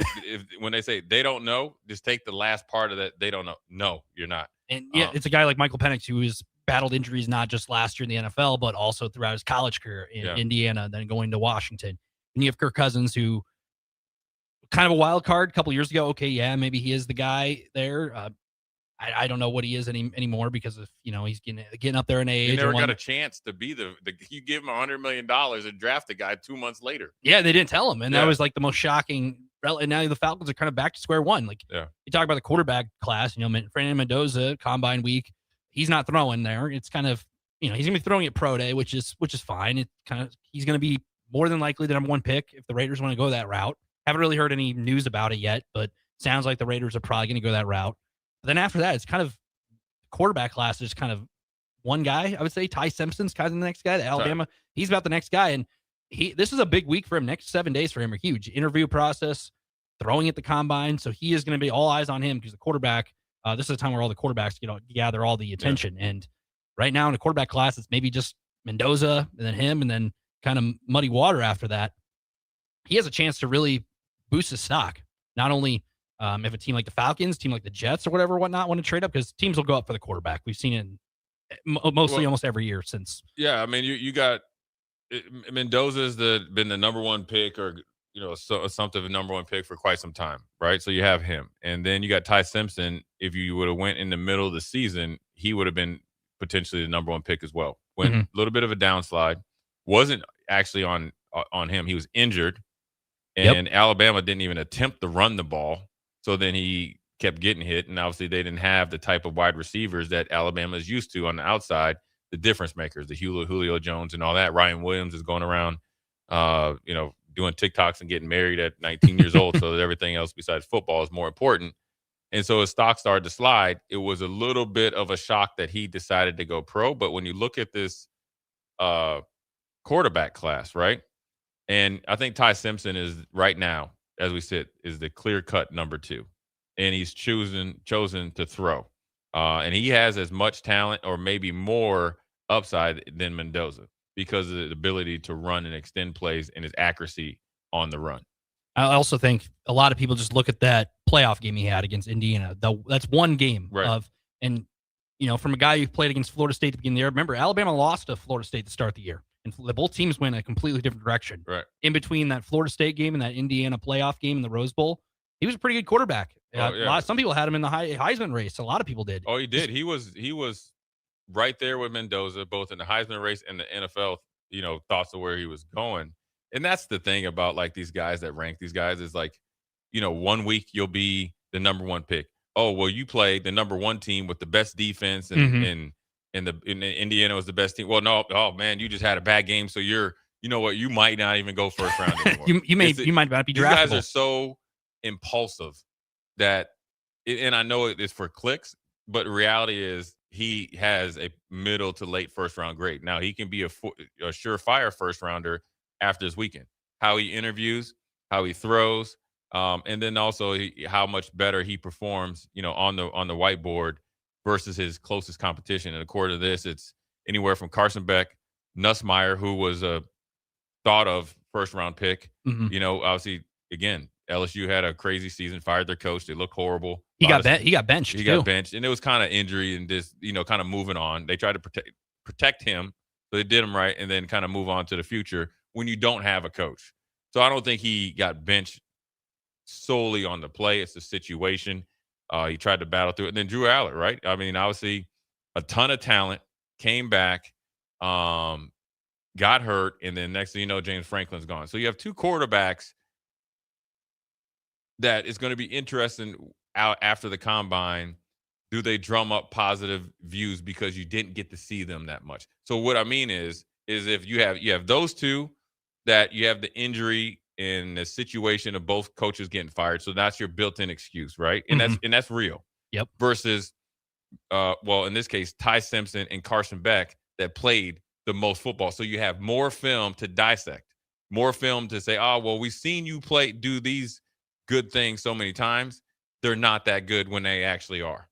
Because when you look at Carson Beck, when you compare him to the year before with Georgia, he got hurt, and the way he played this year, besides the national championship game, you got to give him a ton of credit. He got better as a leader. He played well in big games. He had a bunch of freshmen out there, and he battled through that. Really, all the losses besides that last throw is probably what they're going to talk about. But the losses during the regular season was just miscommunication with players that he hadn't played with before. And he stepped in a situation that was completely different because Georgia, I mean, if you would have told me he was transferred from Georgia after a sophomore year, I'd been like, you're crazy. Like he's got everything set. Yeah. Goes to Miami, kind of a program that hasn't been, they've been successful, but they haven't been to that championship level in some time. He gets them back there, and one throw gets away from him. And that's what kind of one throw away from being a national champion, and then his ranking would be different. The most interesting guy, two of them, with a little bit of Nebraska, Cole Payton from Westside, making noise, went down to Senior Bowl. He's probably going to leapfrog one of those guys from a bigger school. North Dakota State, right? North Dakota State. Yep. Lefty, but a big arm, big physical kid, dude. It can run. Frost and them didn't recruit him, and he went up there and did get busy. This name here, which is interesting, this coincides with their season. Cade Klubnik was the preseason number one quarterback in the nation, college rank, and the preseason number one pick in the NFL. It didn't matter. He's now presently ranked number 7. Crazy. Yeah. So, and then you got really good quarterbacks. Luke Altmaier. Obviously, we've seen him 2 years ago, and he had a decent year this year, but lost a lot. Both of his receivers are now with the Broncos. So, I mean, this year was a little bit harder for him. Running back included. Sawyer Robinson, who was up there at times from Baylor, and Taylon Green. He's a guy right now. Once he runs the 40, he's going to leapfrog some guys. And then you got, Diego Pavia, where probably more of a swagger, late round guy, but, really good leadership skills, where they all fit in. This combine in the NFL, where it goes, because the combine affects free agency affects who they draft. You get what I'm saying? It's a weird thing. So you could go have a kick butt combine, have great relationships with the guys that you meet with, and probably know you like to leave no matter what round you're at. You kind of know about 6 teams that could draft you. Yeah. You like, right? Because it's what they need, right? How you interview with them and how you perform. So you think like, okay, these are where I can go. Well, you do that. Well, then one team cuts somebody. Well, then now that needs fit. Well, that's one team down. Well, then that's how guys either drop or they go up in the draft. It's supply and demand, and the quarterback is huge. And, with whether we're talking about Michael Penix, we're talking about Tua, you're talking about Kyler Murray, Yep. You're talking about your boy J.J. McCarthy up there in Minnesota. And obviously you're talking about the Raiders. You're talking about Justin Fields. We're talking about all these guys that have been starting at these places that no longer will, whereas one really good performance or somehow, which is the funniest thing ever, In the interviews, you decide to draft these guys. Listen, everything's scripted. I've been there. Mm-hmm. And these quarterbacks now, they go through combine training. So they'll have former GMs and ask you the questions. They'll go and ask the Raiders, okay, what do you want to see from Mendoza? He'll be very scripted. How do you fall in love with somebody in 15 minutes? And that's just like unless you're on an online or like one of those shows on Netflix. Yeah, you're sitting down, just having a 15-minute conversation. Right. And that's just chatting. That's one layer to it, but they're on the field, everything else. You can get on the whiteboard and be impressive and all that, but it's like at some point in time, you got to look at the tape. Exactly. It's about playing. You know, guys can be great at X's and O's, but then they get out there and, you know, can't see the field. Yeah. It's a lot. It's a very weird. There's all the access now with all the, like we saw with Jackson Dart with his stuff and all that, and Jaden Daniels with the Giants. You see all that's filmed and stuff. So now and people like that. Right. I get it. That's what gets the clicks. That's what gets everything. And we'll probably see a lot of that this weekend when we see it all come out on social media, because people love seeing that kind of stuff. They love seeing did he flunk the interview process? Yeah. Did he whatnot? And then you have characters like Diego Pavia who are in there, where you're probably going to get some sound bites out of that because that's just who he is. Yeah, and everybody has money to make and stuff like that. But it's all, you wonder why there's so many busts, especially at the quarterback position. It's the hardest position to play at that level because you're dependent on 10 other guys. But it's the hardest position to play because the people that are drafting him really don't know what they're doing. Mm-hmm. You know what I mean? They talk themselves out of drafting guys more than and talk. Well, it's easier for them to talk themselves out of drafting somebody, and then they really talk themselves into drafting people for no reason. You know what I'm saying? Mm-hmm. Just on the assumptive that that he's the next Tom Brady or he's the next, Ben Roethlisberger. Yeah, you'll see all the comparison. Well, there's only like Brady, Roethlisberger. Those guys are once in a lifetime, draft picks. And part of the reason why they were so great is where they went. So they're trying to just draft the guy and not do what you need to do around him to make him great. And just hoping it just falls into place. Tom Brady, look, Willie McGinnis, borderline Hall of Famer. Vince Wilfork will be a Hall of Famer. Ty Law, Hall of Famer. Junior Seau, Hall of Famer. Teddy Bruschi, not maybe a Hall of Famer. Solid player. More than solid. Great player. Trust me. Mike Vrabel, great player. Richard Seymour, Hall of Famer. Rodney Harrison will be a Hall of Famer. Lawyer Malloy, he might have made the Hall of Fame. Or borderline, right? And then just get on the offense. You had Dante is Dante their offensive line coach, Scaleria or something like that. Yeah. He's like one of the godfathers of offensive line coaches. Had the same offensive line. Rob Gronkowski, Hall of Famer. The plethora of running backs that he's had. There were just so many that played different roles, were really good running backs. Julian Edelman, playoff Hall of Famer. You played with Ryan DeMoss and all. Now, granted, Tom Brady is the greatest of all time. But these teams that'll be picking, you thinking about the Jets, the Browns, the Cardinals, the Dolphins, they go and think that they're going to draft Tua, right, a few years ago. Yeah. And then Tua was going to just automatically make up for all the holes that they have on the rest of their team. And then versus the teams that get it together or have it together, we're going to pick the quarterback, and then we're going to pick the receiver. We're going to make sure they have an offensive line. We have the structure from the ownership to the GM to the head coach, and they have a good franchise. And at that point, Tom Brady wasn't even, they Drew Bledsoe. And then Tom Brady just came in, and the rest is history. It's crazy how that works. You like baseball, so it's was it what was it, Wally Pipp? Yeah, Wally Pipp, right? And then obviously that was it. He got it hurt, right? Well, it's the football version is Mo Lewis. Mo Lewis knocked out Drew Brees, collapsed his lung. Tom Brady's playing. Drew Brees just signed the biggest contract in NFL history. Got knocked out. Wasn't supposed to lose his starting spot to injury. Here comes Tom Brady. Cheaper, younger, and they rallied around him, and he played keep away from the defense in their first Super Bowl. Before we go to break, we have a question. Gus Mohawk says, do you think Sue or Levante David are Hall of Famers? We're talking about the Hall of Fame in the NFL and talking about great players. I think Levante is. I think eventually. I think he'll be he's like London Fletcher. I think Levante's won a Super Bowl. London Fletcher has. I mean, you can't. The production he's got to be eventually. I think they need to change I know this from my dad, right? I think they need to change the voting process because you'll have really great players like Levante. Sure, Levante might not be when he does. I mean, he's a free agent. He should continue to play if he wants. He's reliable too. He gets Right. a lot of tackles every Right. year. But he gets turnovers and he gets interceptions and he's still playing high level. You have really great players, a great player like Levante David, a franchise player that'll have to wait 5 more years than he should have to get in. Yeah. Same with London Fletcher. Same with all these other guys. So, yeah, I think he is. Sue's probably a little bit of step under, but Sue's game was different. So, we shall see. We got one more text here from 6831. What does he say? He says something about, I was telling you how I was born in 98 and saying that was 26. That's actually, I turned 27 in November. So chill out, people. Like I'm a year off. Let's chill. I'm not saying I'm like 36 here and telling Jay that. Let's chill out here. So yeah, these people getting on you. I mean, I know Austin always gets hard. They'll give Austin a hard time tomorrow. I remember when he was gone because his wife had a kid, they were like, "Oh, look who decided to come to work today." They were giving him a hard time. We haven't seen our boy Eric. Maybe Eric is on here. He usually gives Austin a hard time. So that's all right. We're fine with it. But yeah, we're gonna go to break on Old School. Jay Foreman, Nick Wyman. We'll be right back. We'll talk some NBA as the second half of the season coming up. As the All-Star break is behind us. So NBA playoffs will be sneaking up here soon, Jay. So we'll be right back here on Old School. 92.7 The Ticket and theticketfm.com. Watch Old School live on Facebook, YouTube, or Twitch. Old School with Foreman and Orman on 93.7 The Ticket and theticketfm.com.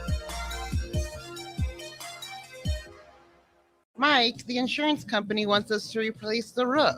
Wait, what? I thought everything was fine. Yeah, it says right here our roof is too old and they won't be able to cover us anymore. I guess it is 15 years old. Hi, I'm Austin with Roofing Service Company. We help homeowners with their roofing and siding projects. Financing options are available and we can get you under a new roof no time at all. If this sounds like you, visit roofingservicecompany.com. That is roofingservicecompany.com. Get rid of pesky critters once and for all with Bats to Rats. Their expert team is here to help you reclaim your home.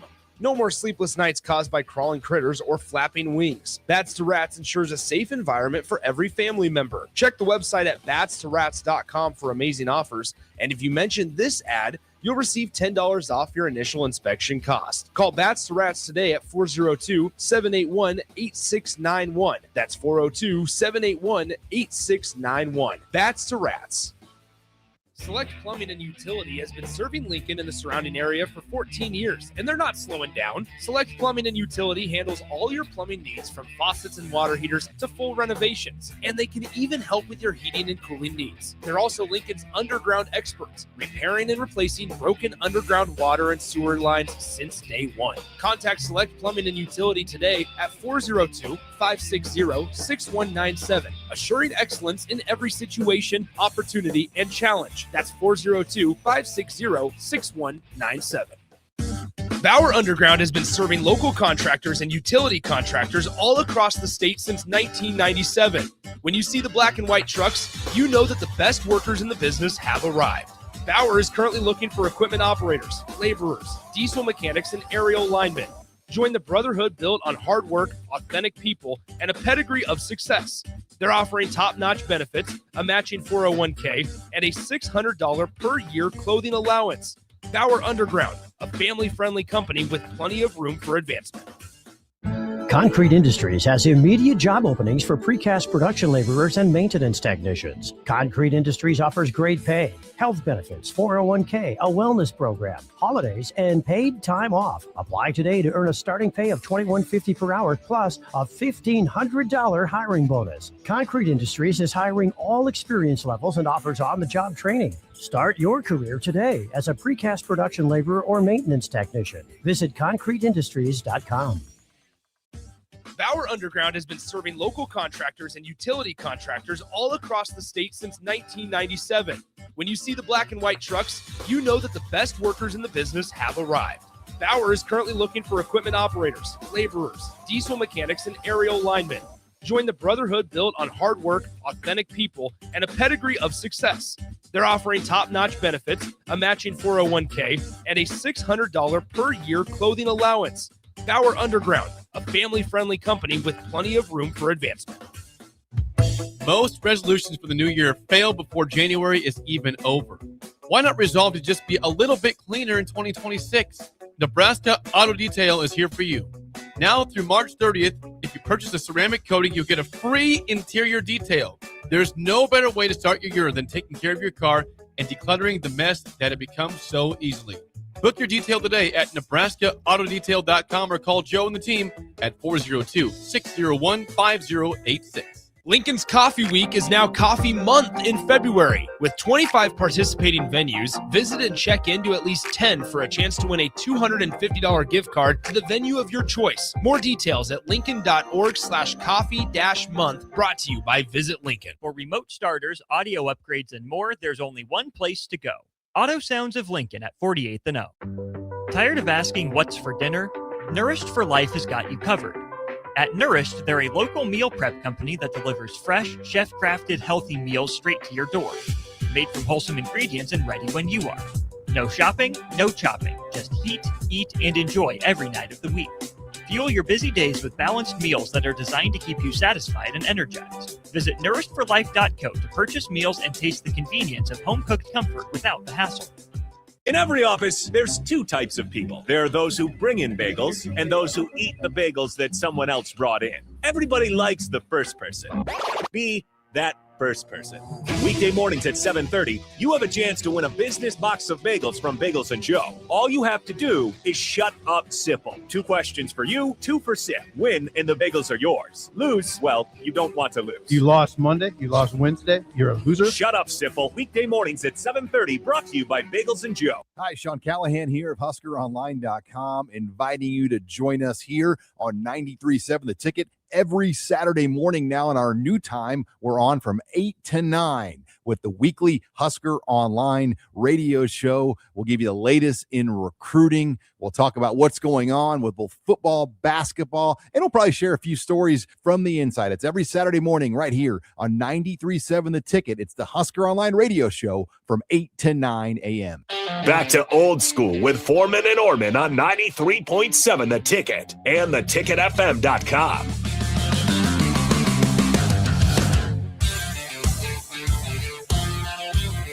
Welcome back, old school. Nick Wyman stepping in for Austin Orman. Pinch hitting. We're in the baseball season, Jay. Pinch hitting for Austin Orman and Jay Foreman here on 93.7 The Ticket and theticketfm.com. If you're watching on Facebook, X, YouTube, or ALA channel 961, join the conversation at 402-464-5685. That is 402-464-5685. Jay, the NBA season is in full swing. They just ended, had the All-Star break. What were your thoughts on the? I never got to talk to you. The All-Star format. What were your opinion on that? Mine was I give the NBA credit for trying something different, but it's hard to get invested in a game like that where they're playing 12-minute quarters and stars and stripes and world team. It's just hard to get behind. I'd like to see like a 1v1 tournament because then you have like bragging rights and you're playing for like a money pool or something like that. I don't know. They've kind of tried everything and nothing's really stuck. I liked it. It was more competitive. I like how they broke it up, 12-minute quarters, going to get their attention and reset it.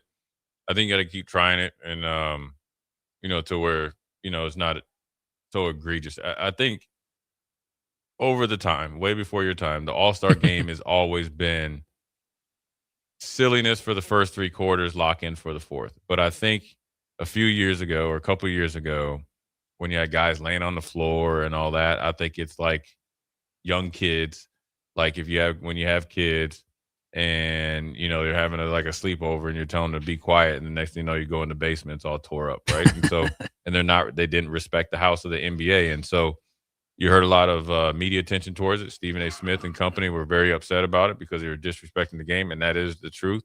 But then you had some guys like Kawhi Leonard, Kevin Durant, and all them, and then Anthony Edwards and all those guys showed their mettle. So I think if they can keep it the way it is and continue to put in good talent out there and, tweak the games here and there, I think it'd be good. I think the biggest disappointment throughout the whole weekend, now I don't think you have the All-Star game fixed, but you're on the way to getting it fixed. And the 3-point contest is always great. I think the dunk contest, because you don't have big names in there. And the problem is, and people don't realize, I think the problem is the way the game's played. Everything is essentially dribble drive, try to get some sort of like layup or a 3. Back when the dunk contest with like even, Vince Carter and those guys and Aaron Gordon, they were in-game dunkers. they were doing like Vince Carter's in-game dunks, fast breaks. It was 360 windmills. It was double pump, all that stuff. You don't get that because they don't play like that. Yeah. You'll see guys in an essentially one-on-one fast break pull up on a three. Back in, when Vince Carter played or even just shortly afterwards, they're trying to bend the rim on you. So the dunk contest doesn't have the star players. Now, obviously, you have a lot of your LeBron and all those guys a little bit older. And then you don't have much in-game dunks. So it's kind of a byproduct of the game. And so I don't know how you fix the dunk contest because I think that's where the most excitement comes from. Maybe you get a couple young up-and-coming stars, and I don't know, like looking at this draft class, if you could get them in there, kind of, the guys next up-and-coming guys, then I think you could bring some more life to it.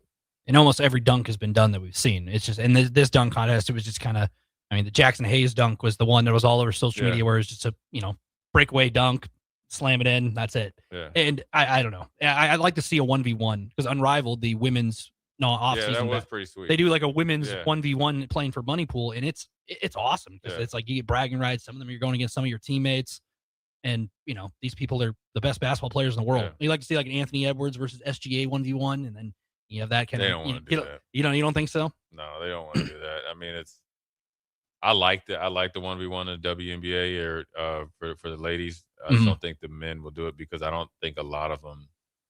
I think the Unrivaled. I think they appreciate their opportunity more. Yes. And so that's why you see their stars, the star players with their willingness to do the one-on-ones and all that stuff and try stuff that's actually more old school. And this is nothing against the player. I just don't think these guys are wired that way.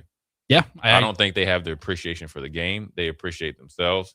They're there to accumulate as much as they can possibly. They don't even really take it serious and look at it as an honor to be an all-star.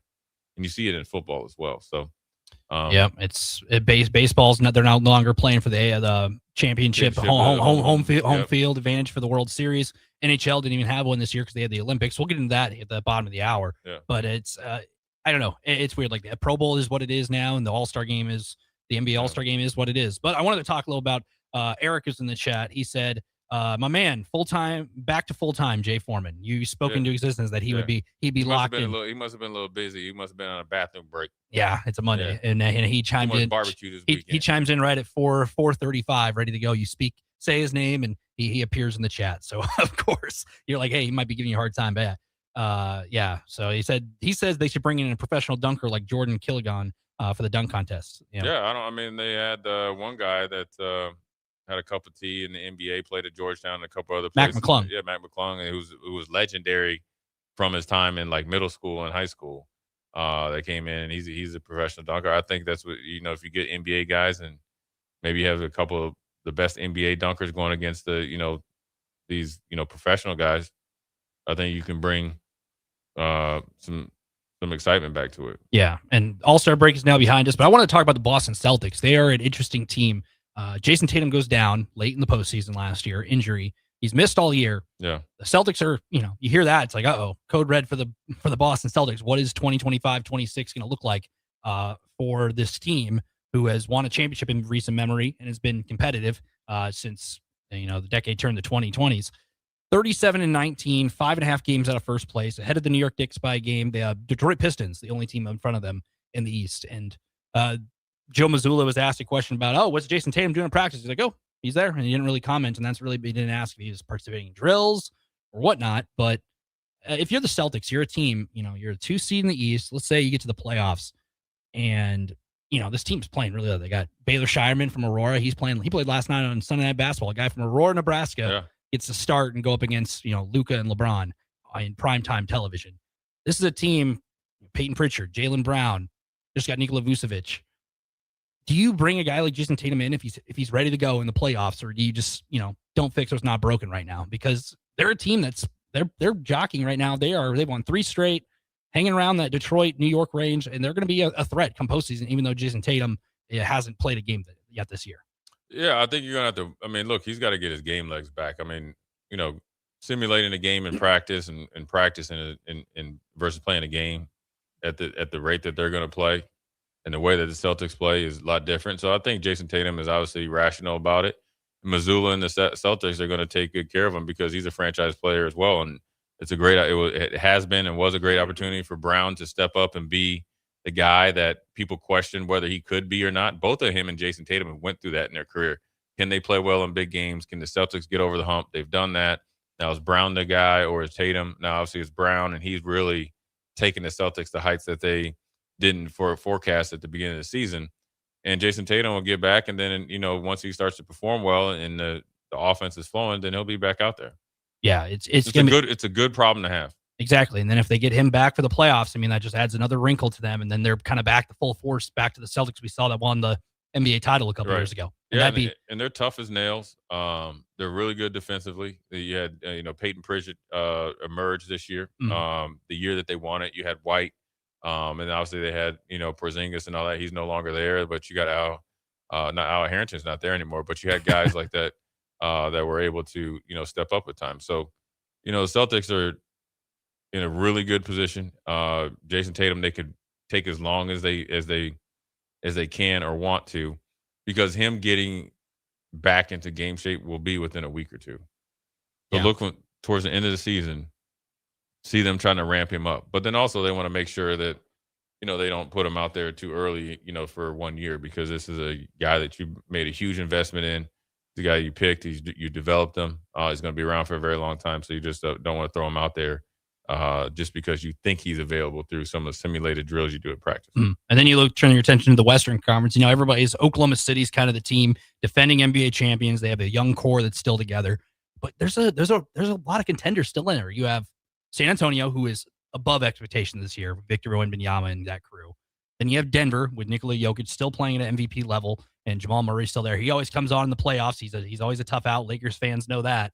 Lakers sitting 5, Rockets 4, and then Timberwolves are the 6th seed. I mean, there's a lot of contenders. Then you go to the play, and the Clippers, who started off super cold, they're now in a playoff spot. Yeah. So it is a very the Western Conference should be very interesting come the next couple months, because March is going to fly by with college basketball. Then April, NBA playoffs, NHL playoffs will kick into high gear. So Spurs and Thunder have to be the top 2 teams. Have to. Yeah, right now the way they've been the most consistent, and they both have the deepest teams, and so. OKC is, got a couple guys banged up. You figure that they're going to get healthy, and obviously SGA and one of the Williams, guys is hurt, and Chet had been in and out of the lineup. So once they get their full arsenal back, they're going to be a tough out, because they can defend and play you any way they want. And then when you think about San Antonio, they're deep. You got Harper, you got Castle, you got Wembanyama, you got Barnes. You got a lot of guys that you have to contend for. And everybody looks at Wembanyama as like the guy that you have to look towards, but they got guys that can go for 20 plus, and he can, play Corey. And plus, with him being able to be a stretch super center at 7'4" and be able to take you off the dribble, block shots and all that, what you saw in that All-Star game, he's definitely a competitive player. So I think the West is those two, but I think there could be some interesting stories beneath them. Mm-hmm. And I think in the East, it's essentially Boston and Detroit. You don't think that you're out on the Knicks? I'm out on the Knicks. I'm out on Karl Anthony Towns. I'm out on him. Yeah, I mean, they've been last year was like a golden opportunity for them. Plays. You're 7 foot tall. Yes, a point guard would be guarding you, and you're trying to go out there and shoot threes. I just think that until I see Karl Anthony Towns play like he can play, and like he does, like every 15th game in the playoffs on a consistent basis through a 5 or through a 7-game series, the Knicks have no chance. What about a team like Cleveland? Donovan Mitchell. I like Cleveland.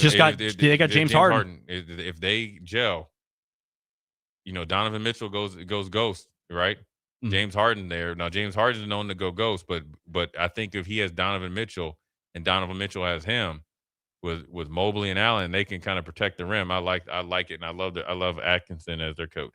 Yeah, and they were the 1 seed last year, lose to Indiana, and then Indiana made that run, beating New York. So it's crazy. The NBA season is going to fly by here. Playoff time will be here in a matter of months. We'll take a break. We'll talk about wrap up the Winter Olympics as USA and Canada played in a historic hockey game that everybody had to have watched at some point. I mean, it was live at 7 o'clock in the morning Central Time, but it was worth waking up for. So Old School, Nick Wyman, Jay Foreman. We'll be right back.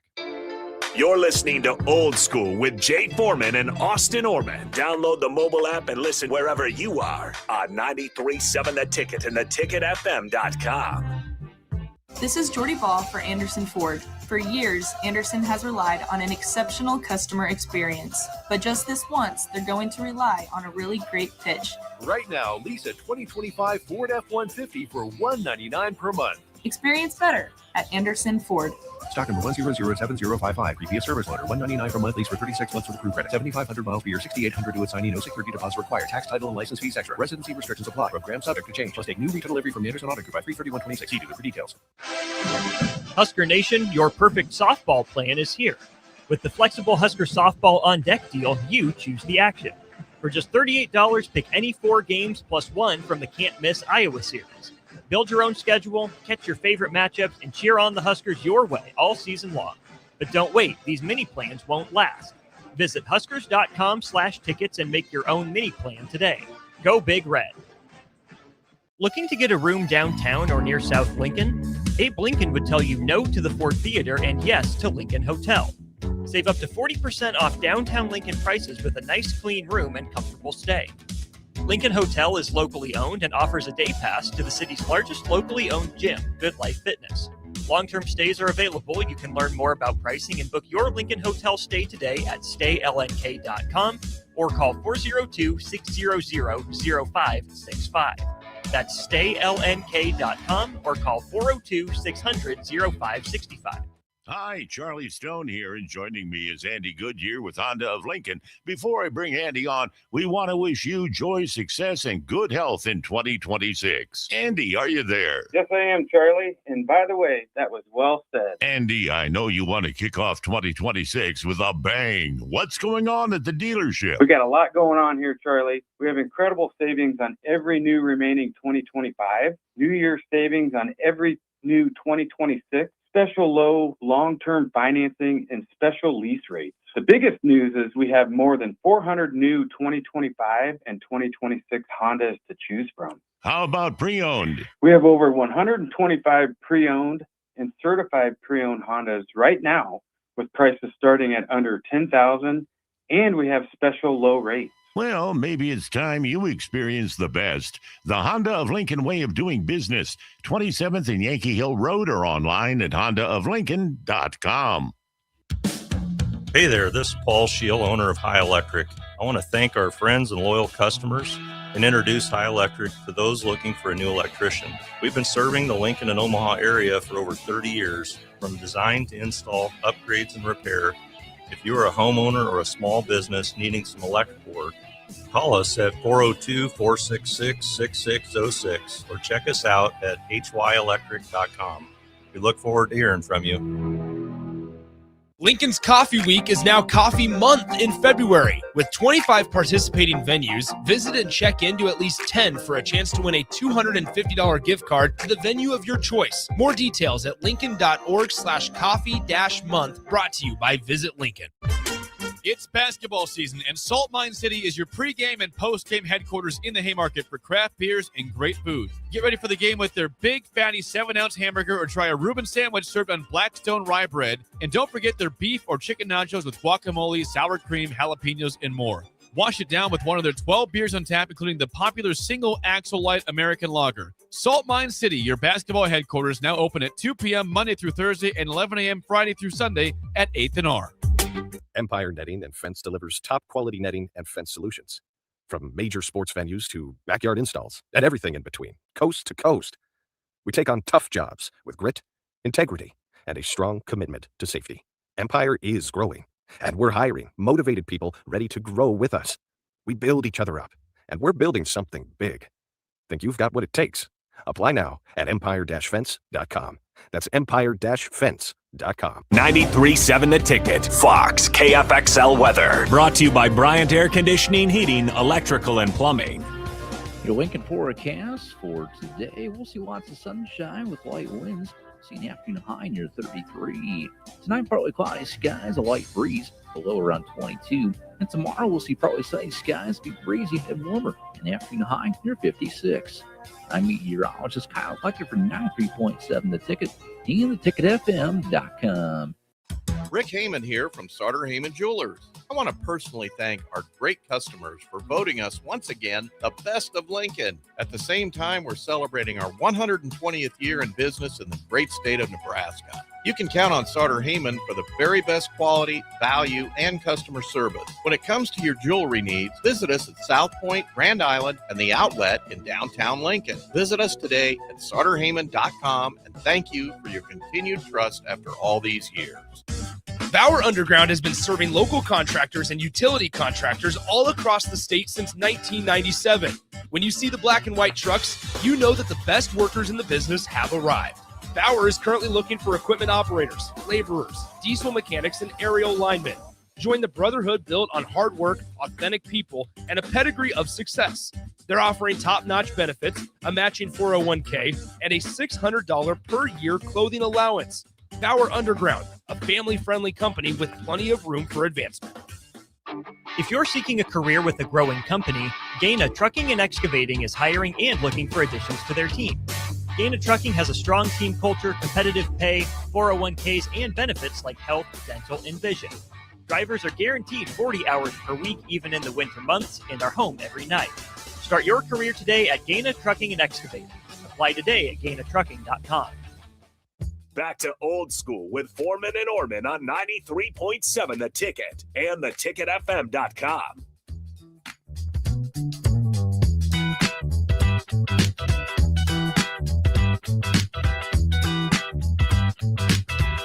Welcome back. Old School. Nick Wyman filling in for Austin Norman. Jay Foreman, hour 2, nearly wrapping up here. We talked a little about the NBA, NFL Combine, Nebraska basketball so far. So if you missed any of the episode, it'll be obviously on podcast form tomorrow. You can actually on YouTube and Facebook and X and Owl Channel 961. But yesterday, Winter Olympics wrapped up, the 2026 Winter Olympics. You a big Olympics guy, Jay?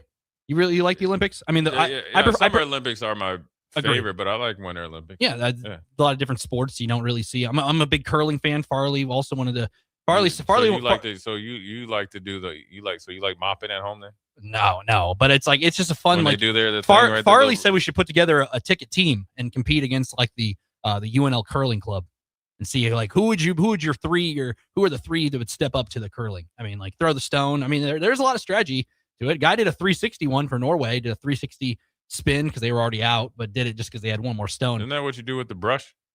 With the brush? The brush is like when you're on the that's when you have to stop it. I mean, there's strategy to it. It's an interesting sport. I like it because it's quiet. It's kind of like golf mixed in, but you can hear everything. Like you can hear all the strat. You can hear it all. It's interesting. It's like it is pretty interesting though. It's a sport you can turn on and just kind of just sit back and enjoy. Yeah, and it's quiet and whatever. But hockey, another sport that kind of taking the sports world by storm. USA Canada, the matchup that everybody wanted to see in the men's gold medal final yesterday.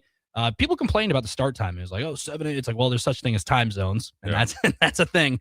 People are always going to complain. Exactly, but it was worth waking up for. Woke up around 7 a.m. Match started around 7:15. USA gets an early goal. Canada ties it back up. USA had a 5-3 power play. They were down and somehow avoided giving up a goal. Jack Hughes, game winner in overtime. Golden goal, as they're saying, to give the United States the win over Canada. I mean, it was awesome. Yeah. Awesome match. I mean, I don't know how much of it you watched. It was worth watching. I'm curious to see what the ratings are for that, because I was to cap off the Olympics with that, not only with the men winning gold, but the women also winning gold against Canada as well, with Megan Keller scoring that game winning goal. It was, I mean, you couldn't have asked for a better matchup. No, I mean, it's kind of what the U.S. Men's wanted to get a little bit of a payback from the winner or whatever they did the little tournament instead of the All-Star break last year. Long time coming, obviously with the history of American hockey, and then obviously with the influx of resources and development to make USA hockey better on a worldly stage. It obviously played out in the NHL as well, and then obviously in the championship game yesterday, and it was huge. I mean, I was watching it. It was exciting. It was physical. Canada is obviously always really, really good. Mm-hmm. But they just had a little bit more in the tank, and the Kachuk brothers, they're no joke, man. And his dad won silver, right? And both of them won silver before, and then they were able to get it over the hump. So it was a family deal. And so, It was exciting. It was pretty cool. It came down to overtime, and I know people complained about the 3-on-3 and all that, but that's the way it is. Canada had 3 of the best goal scorers in the sport, and they couldn't score. Yeah, I mean, couldn't score. Connor Hellebuyck, the goalkeeper, Winnipeg Jets. I mean, hey, you had the game of your life. There's a photo going around of the save he had. I mean, you had the game of your life out there. Right. And there was a moment where Canada had a 5-on-3 for 2 minutes. Yeah. And USA avoided it, and that was, I mean, it was awesome. It gave you chills watching that and just seeing. I mean, it's a crazy sport where it's like, I don't know how you get into it. You have to be a tough guy to play hockey, because these guys are pushing, shoving. I'm glad they let them play a little bit in that game too, because there's no fighting in the Olympics, but they let them go at it from time to time. And that overtime 3-on-3, Jack Hughes gets the little pass and puts it in, and then obviously Johnny Gaudreau passed away a couple of years ago. Unfortunately. Yeah. And then they had his jersey in the locker room, and then they brought, I think his 2 daughters brought them out there for the ceremony, which obviously lets you know how much he meant to them, but then obviously how connected the USA hockey was. And I always say this, obviously winning a Super Bowl is huge, but I think when you go through the Stanley Cup playoffs, that's the true testament right there. Because it's tough, it's physical. It's the hockey, professional hockey is the closest thing to the purity of team sports, meaning that you have guys that appreciate it because they play they play a role, and they're just as important to the team as like Connor McDavid or Crosby or Kachuk or whoever. And that's the way hockey hasn't changed. It won't ever change, because that's the way they have like foundation pieces that the way the game's going to be played, and it played out yesterday perfectly. And have a tight-knit group that come together in the middle of their professional seasons to win a gold for America, I think is pretty huge. Being way over there in Italy, obviously Canada had to travel a long way as well. But look, you're battling a lot of, like, I won't say demons, but you're a lot of past letdowns, and you're able to come through. So congrats to them. Congrats to the ladies as well. They've been pretty dominant for some time, and that's just as hard to continue to do so. Them in Canada always go back and forth, and they were able to get it over the hump, so it was a good omen. Before we go to break, there's 2 questions on the text line. Bill and Bennett, thank you for waiting. He put in the question earlier. Would you sacrifice a couple of broken teeth for a gold medal at the Olympics? That is what Jack Hughes did. Jack Hughes scores the game-winning goal. He lost a tooth in that game.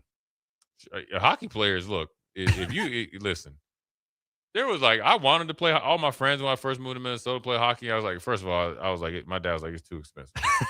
Second of all, back then they used to not wear face masks. Yes. I was like, listen, I'm not the handsomest, but I'm not getting a puck into the mouth. If you're a hockey player and you have your teeth, I'm sure you're looked at it like you ain't a real hockey player. So the answer is yes. If you're a hockey player, you definitely sacrificed your 2 front teeth. That's a story to be told for a long time. And then John in Cortland says, Terrell curling, ... This I must see. Yeah, that would be must see TV. Hey, he was talking up how he's like, it'd be a fun sport to do. And I was like, hey, we put together. Jared Allen did it. Yeah. Yeah. Remember Jared Allen from the Chiefs? He was doing it. I said, it looks like a fun sport. It's kind of like, it's quiet like golf, but there's like, you can hear the strategy, you can hear the mic. It's kind of like that golf simulator stuff they have on TV on ESPN. It's kind of like that. TGL. Yeah, TGL. It's kind of like that where you can hear everything. But that is hour 2. We'll be back. We'll talk more Huskers spring football. Yeah, it got started. Yeah, it doesn't feel like it. There's snow on the ground here. It's kind of crazy how that works. Earlier spring than most people are used to, but hey, it is what it is. They're doing one of their 15 practices, I believe is what it is. Yeah. We'll talk a little about that, some position battles, and what to watch for. Is there's a lot of new things going on across Nebraska football here on 94.7 The Ticket and theticketfm.com. Watch Old School live on Facebook, YouTube, or Twitch. Old School with Foreman and Orman on 93.7 The Ticket and theticketfm.com. Just got new tires put on my car today. You did? I didn't see you leave the office. I didn't need to. Graham Tire picked up my car this morning and dropped it back off and they were done. You're kidding. How'd you get that kind of service? That's just what they do at Graham Tire. Schedule your service online on the Pickup and Delivery tab at GrahamTireLincoln.com. That's GrahamTireLincoln.com. Let us do the running. Some limitations apply. See store for details. This is Lincoln's home for sports talk on the FM dial. Also online at theticketfm.com. On the internet. KNTK FM Firth, 93.7 The Ticket. Planet Fitness has everything you need anytime the motivation hits, so you can give everything you've got. With most clubs open 24 hours, you've got access to our best-in-class equipment to tackle early morning reps, late-night miles, and every workout in between. Join the club today and save $28 or more when you join for just $1 down, $15 a month. Cancel anytime. Deal ends February 27th. You ready? Planet Fitness. We're all strong on this planet. See club for details. Select Plumbing and Utility has been serving Lincoln and the surrounding area for 14 years, and they're not slowing down. Select Plumbing and Utility handles all your plumbing needs, from faucets and water heaters to full renovations, and they can even help with your heating and cooling needs. They're also Lincoln's underground experts, repairing and replacing broken underground water and sewer lines since day one. Contact Select Plumbing and Utility today at 402-560-6197, assuring excellence in every situation, opportunity, and challenge. That's 402-560-6197. Tired of asking what's for dinner? Nourished for Life has got you covered. At Nourished, they're a local meal prep company that delivers fresh, chef-crafted, healthy meals straight to your door. Made from wholesome ingredients and ready when you are. No shopping, no chopping. Just heat, eat, and enjoy every night of the week. Fuel your busy days with balanced meals that are designed to keep you satisfied and energized. Visit nourishedforlife.co to purchase meals and taste the convenience of home-cooked comfort without the hassle. Rick Heyman here from Sartor Heyman Jewelers.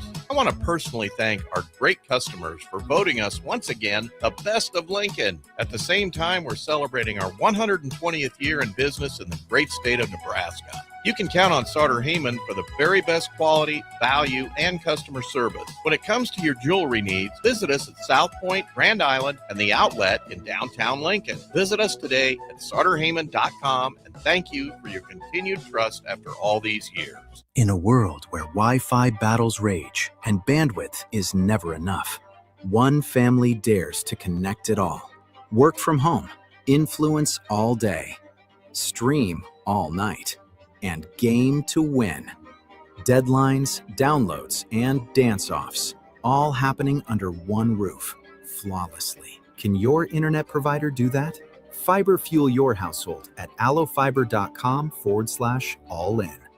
Are you looking for a fresh new hangout spot? Let me tell you about Liquid Assets Sports Bar, where Mondays mean new weekly drink and food features. With 23 taps, a full lineup of cans and bottles, and 40 TVs blasting every sports package out there, you'll never worry about missing a play. Savor high-end spirits at their stylish top-shelf bar, enjoy a healthy menu, family-friendly atmosphere, and catch all of your favorite teams every day. Doors open daily at 11 a.m. Liquid Assets Sports Bar, located at 2755 Jamie Lane in South Lincoln. Most resolutions for the new year fail before January is even over. Why not resolve to just be a little bit cleaner in 2026? Nebraska Auto Detail is here for you. Now through March 30th, if you purchase a ceramic coating, you'll get a free interior detail. There's no better way to start your year than taking care of your car and decluttering the mess that it becomes so easily. Book your detail today at NebraskaAutoDetail.com or call Joe and the team at 402-601-5086. Tune in to 93.7 The Ticket immediately after every Nebraska men's basketball game for 1 hour of post-game recap. The Nebraska Basketball Postgame Show is sponsored by Union Bank and Trust, John Henry's Plumbing, Heating, Air, and Electrical, Jack Russell of Farm Bureau Financial Services, and the Lincoln Airport on 93.7 The Ticket and theticketfm.com. At Parkview Animal Hospital in Lincoln, it's not just their professional care that sets them apart, but their warm staff and state-of-the-art facilities. Whether it's for a routine checkup or a comprehensive medical procedure, at Parkview, your pet isn't just another number, but a valued member of their caring family. Visit them at pahlincoln.com today and in person just south of 14th and Pine Lake Road. Parkview Animal Hospital, your pet, their passion for happier, healthier, furry friends. When it comes to concrete, Stevens & Smith Construction doesn't stall. They go for the takedown. As Nebraska's full-service concrete contractor, they stay in bounds, hold inside position, and never forfeit quality. Whether it's foundations, flatwork, or concrete coatings, they elevate performance and pin down results that win every time. Stevens & Smith Construction is a proud sponsor of Takedown Tuesdays on 93.7 The Ticket. Because when it's time to wrestle with concrete, Stevens & Smith Construction slams expectations. Husker Nation, your perfect softball plan is here. With the flexible Husker Softball on Deck deal, you choose the action. For just $38, pick any 4 games plus 1 from the can't-miss Iowa series.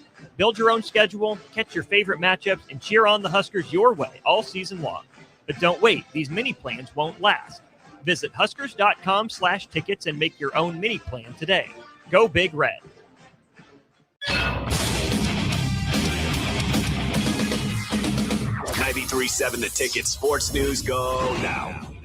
This is Rudy Gress, the 4th of your Ticket Sports Update. First, in Olympic news, Team USA men's and women's hockey teams both captured gold at the 2026 Winter Olympics in Milan Cortina, Italy. A historic showing for American hockey on the world stage with a sweep.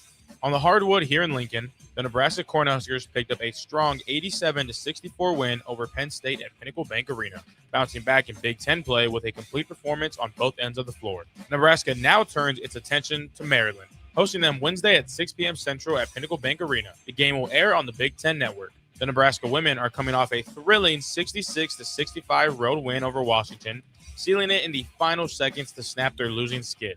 The Huskers now prepare for Senior Day as they host Rutgers on Saturday at 1 p.m. Central at Pinnacle Bank Arena. That matchup will also be televised on the Big Ten Network. On the diamond, Husker baseball went 1 for 3 on the weekend, but closed strong with a dominant 10-1 upset win over 16th-ranked Florida State. Nebraska now begins a weekend series against Auburn starting Friday, with games airing on ESPN Plus and the SEC Network. Husker softball is headed to Oklahoma following a perfect 5-0 weekend at the Mary Nutter Collegiate Classic, highlighted by 2 ranked wins and strong pitching throughout. The Huskers' next matchup comes Thursday at 6 p.m. Central against Oklahoma State, streaming on ESPN Plus. For all the latest sports news and updates, keep it tuned right here to 93.7 The Ticket and theticketfm.com. Coming at you live from the heart of downtown Lincoln, this is Old School with Foreman and Orman. Nebraska Football Hall of Famer Jay Foreman.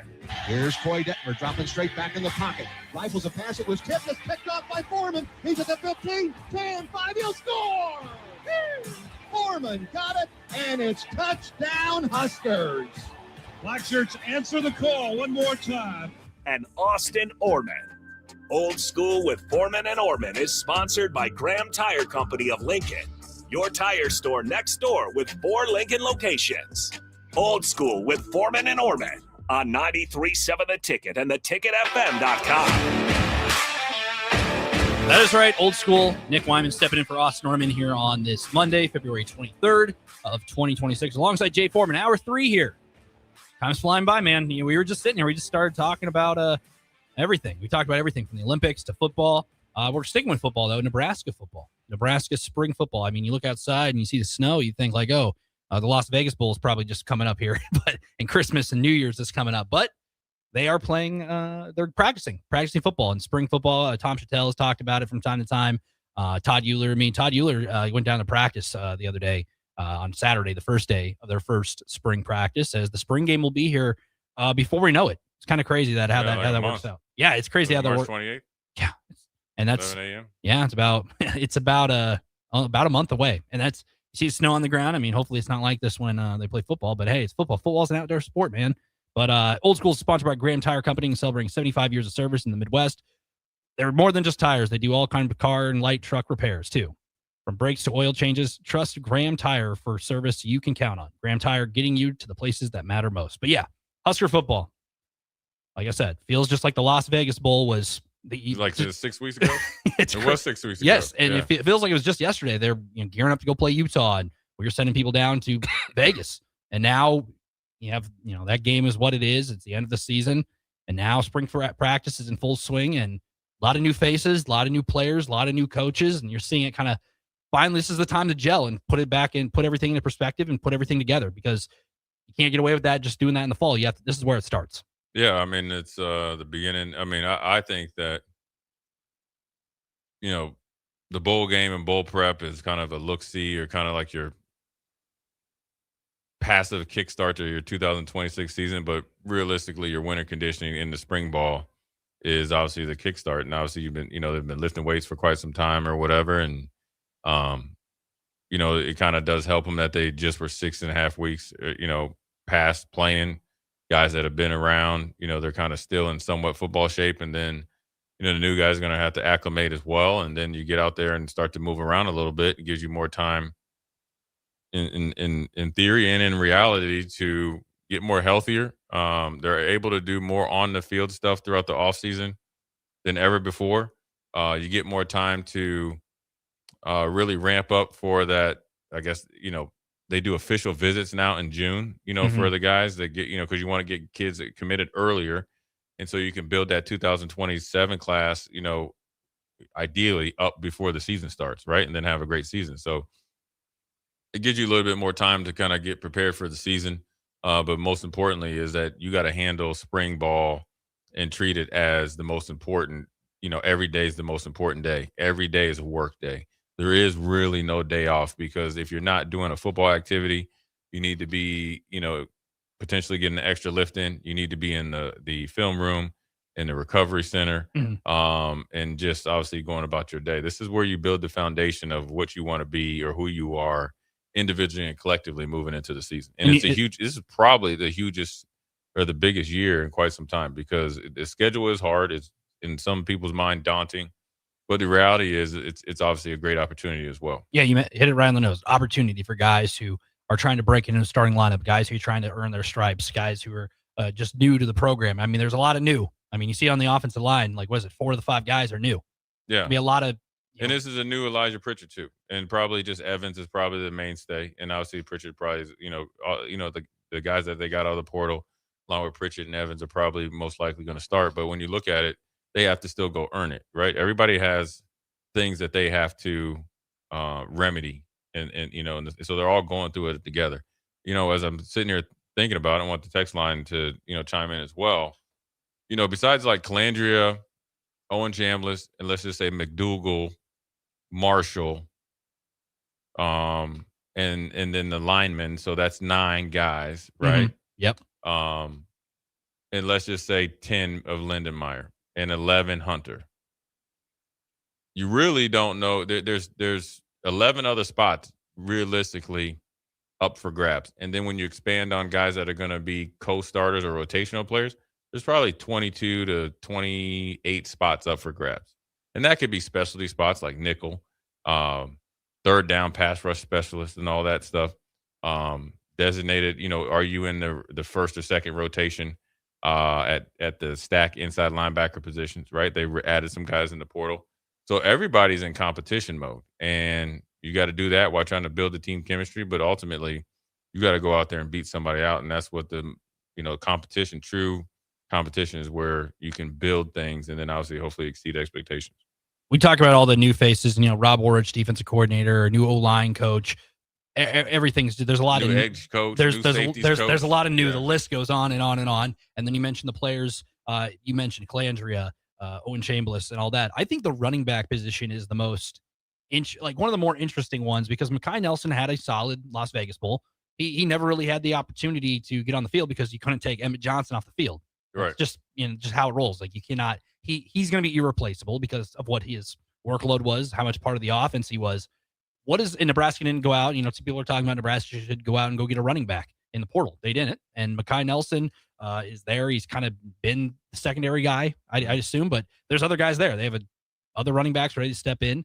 I'm curious to see how that goes this spring, because in the Big Ten, as you know, you're going to need to run the football. Yeah, you have a guy like Calandria who can use his legs. He's going to be make plays with his legs at times, but you need a running back there to complement him, because in the Big Ten football, if you can't run the ball, usually it's not very successful. So chat on the text line 402-464-5665. I'm curious what you're most excited to see over the next couple of weeks, because there's a lot that's going to happen. A lot. We're going to hear a lot of stories, a lot of what this and that and whatnot. The quarterback situation will obviously be number one, because you have Calandria, you have Danny Kaelin, and don't forget about TJ Lateef.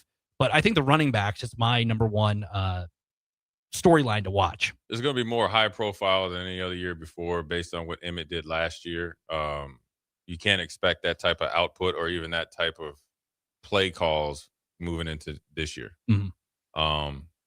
But that's why it's going to be high profile. Now, look, just because you're the starting running back doesn't mean you're going to get the same amount of carries as Emmett. And I think it's going to be by committee. You might have a starter, but other guys are going to, be able to play some. And you got, Isaiah Mosey showed flashes last year as a true freshman, making the move from wide receiver to running back. It's pretty seamless. Quentin Ives, when healthy, he's the guy that looks the most like a Big Ten running back. Big, fast, strong. Dana Holgorsen has talked about him doing well in short yardage. And then you got Jamal Rule coming in. And by just looking at him, he had a really good, offseason so far in the weight room. And, Dana Holgorsen said he's the best runner out of all of them. That, to me, that says he has the best vision, has the best pace, runs behind his pads, and can really, make guys miss and potentially be a home run threat. You got Connor Booth as well, who's a record-setting running back from Bishop Newman, Wahoo area. But look, I know he had the testing numbers because they're not going to give you a scholarship, testing numbers. So he's a guy that, is going to have to work it. He's going to be there to challenge guys as well. So I think the running back is going to be, it's going to be interesting. I don't think it's going to be settled after the spring. I think these guys are all the same. I think Makai gives you a little bit more of that home run threat because he has legitimate home run speed. But that's just a small part of playing running back, especially in the Big Ten. You're going to play against guys that are faster than you. You're not going to get big runs. Can you get the runs that Emmett was able to get 8 yards when it was only looked like you were going to get 2 or 3? Or can you get, 6 yards when it looks like you're supposed to get 2 or 3? So that's going to be huge. Obviously, defense, the whole defense and how they gel and who plays where, the rotation is the next thing. I think, you're pretty set with Calandra being the starter. TJ Lateef has the flexibility with Daniel Kalen being, say the code number 2 or whatever, that if TJ Lateef, only plays 4 games and gets his red shirt back, he's still right on schedule. Now, knowing TJ Lateef, he's going to prepare and he's going to push Calandra for the starting spot because I think out of all of them, TJ Lateef throws the best deep ball. Yeah. I think Calandra is probably the more savvy runner. Definitely has the edge in experience and productivity. That goes without saying. But when you think about TJ Lateef, if he's able to get that short and intermediate route game under his belt, the deep passes will be second nature. And that's the same thing with Daniel Kalen. Sneaky good athlete. I think he caught this coaching staff by surprise when he first came in because he came in with Dylan. He's more than capable. He's been out to that Elite 11. And I think he might have won quarterback of the week out there. Correct me if I'm wrong, text line. And, he goes to Virginia, started some, probably would have started again, next year at Virginia. And they were a game away from getting in the college football playoffs. They essentially tricked it off themselves. So that lets you know how highly they thought of him out there. And he chose to come home. So I think Nebraska's quarterback room is probably the healthiest it's been, obviously since Matt Rule's been here, but in quite some time overall. Yeah. And with that quarterback room, I mean, Calandra, struggled with turnovers when he was at Virginia for a couple of years. And so taking a step back, goes to UNLV with Dan Bolin, getting back in the coaching ranks. And I mean, he was the offensive player of the year in that conference. Yeah. And he was a good quarterback. I'm just curious how he does against Power 4 competition because Mountain West is a little different than the Big Ten or whatever ACC, but he's a veteran at this rate. He's played a lot of games. But I'm glad that Nebraska didn't say, okay, we're going to put all our stock into one guy, but they have a guy like TJ Lateef still on and Danny Kalen, who's a local guy, easy story to get behind. Yeah. Those guys are there just in case, because last year when Raiola went down, TJ just kind of got thrown in there as a true freshman. He shows some flash. Yeah, it's just hard. USC night game. Hey, quarterback's down. Go Sitting get him. around for about 2.5 hours. Exactly. Go get him. That is a very tough situation, not just for a quarterback, but also a true freshman quarterback. And so as a young fan, born in 1998. Okay. How would you like this spring and this season to play out realistically? What's the young fan view on Nebraska right now? Stay healthy, because we've seen guys get hurt. What's your view on Nebraska? Like you've seen, like, all right. So what? So 98. You saw 2009. What do you view as dominating football? 2009. I would say, when you guys when House of Spears was you there? had that, and you had you played Texas. Had the 1 second game was still around with Mac Jones. That's your apex in your mind. Sue was up there for the Heisman, and probably should have won the Heisman. Let's be honest there. That's probably the that's your highlight. Right? That is the highlight. And Nebraska was playing for the Big 12 title, and because you still were in diapers when they played Miami. Yeah, my first Nebraska season, I remember I recollect seeing Zach Taylor play against Texas A&M. Was I watching games weekly? No, at that point. My first season fully being, okay, I'm born in Nebraska. I have to watch Nebraska was probably Sam Keller. And that was my first year. Sam Keller was the quarterback, gets hurt. They're playing, they played Nevada and Wake Forest that year. And then Joe Gans steps in, a guy named Joe Gans, and he could sling it. So Joe Gans was awesome. Guys like Todd Peterson were wide receivers. Maurice Purify. Those are the guys I remember. That was my first. So that's your first real Nebraska football. So right now, what's your view? Got to get better because 6-6 isn't good enough. Because my first year was the Bill Callahan's final year, and his final game was that Colorado game where nobody could stop anybody. It was like Dan Hawkins at quarterback and whatnot. And I just be competitive against good teams. If you can't beat top 25 teams, it's just not good enough. And Nebraska, you mentioned it before my time. Nebraska was the cream of the crop. They were the team that, hey, we're going to beat you. You weren't even a thought then. Exactly. But that was back then. Yeah. I've seen the videos. I've seen, Big Ten Network showing, hey, we're showing the, some random game from the 90s, and Nebraska's up 45-0 in the blink of an eye, and they are just on you. And, we're just going to run the ball. We're going to run the triple option, and you're not going to stop us. And our defense is just going to hold you down. Yeah. And we're going to get the ball back, and we're going to do the same exact thing over and over and over. And there's nothing you can do about it. So, yes, while I was in diapers, Nebraska was winning football games since then. They've been winning some games, not a lot of them. What do you want to see, or what would you like to hear or see? I guess the only time you're really going to see is a spring game, but what would you like to hear and know coming out of the spring and heading into the summer? What I'd like to know, man, you're putting me on the spot, Jay. I'd like to know if Calandria is the real deal, because he's going to, people, transfer quarterbacks happen, and some of them get into a great spot. Fernando Mendoza being one of them. He was kind of an afterthought at Cal. He was a good quarterback there, had the skill set, but nobody thought of him as a national championship quarterback.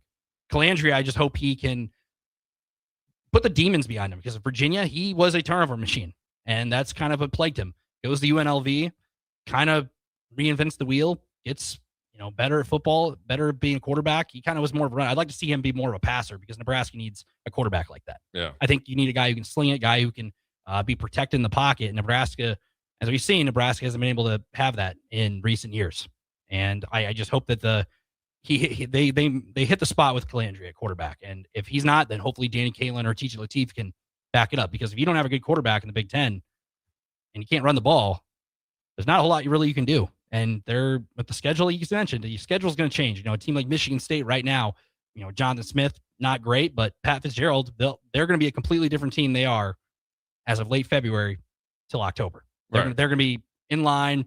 That's what he did in Northwestern all the time. So hopefully Nebraska's in a better spot, not only offensively, but everything. Because defense, because we saw it down the stretch last year, defense couldn't stop anybody. Those final couple games, even the bowl game. I'm just hoping that everything kind of clicks and Matt Rule can hopefully get something going, because if it doesn't, who knows what goes from there. He ain't going nowhere. That needs to get that. Matt Rule ain't going nowhere. No, he's got the pay. He's got the contract. He gave him the extension. So you just got to really. That's why I asked you that, because I want to know what, rationally where you young guys are at, because I think the young fans are they haven't seen much. There's no offense. Right? You're totally right. Everything is so it's just like we said with basketball. Everything's kind of like the world is falling. Now, granted, Nebraska probably took one step further last year, probably needed to take 3. You can't change that. All you could do is go, moving forward. And so when you think about where they need to be at the season, that doesn't mean anything right now. Right now, they have to win spring. And how do you win spring? You have to develop your identity. You got to give them credit. They went out and invested in offensive linemen because they felt like that's an area of need, while they're still trying to develop the young guys they have on the roster to protect Calandria and company. So they don't have to lean heavily on one guy like they were essentially with Emmett. It's going to be imperative that, Hunter takes a huge step up from going to being the number 2 to number 1 guy.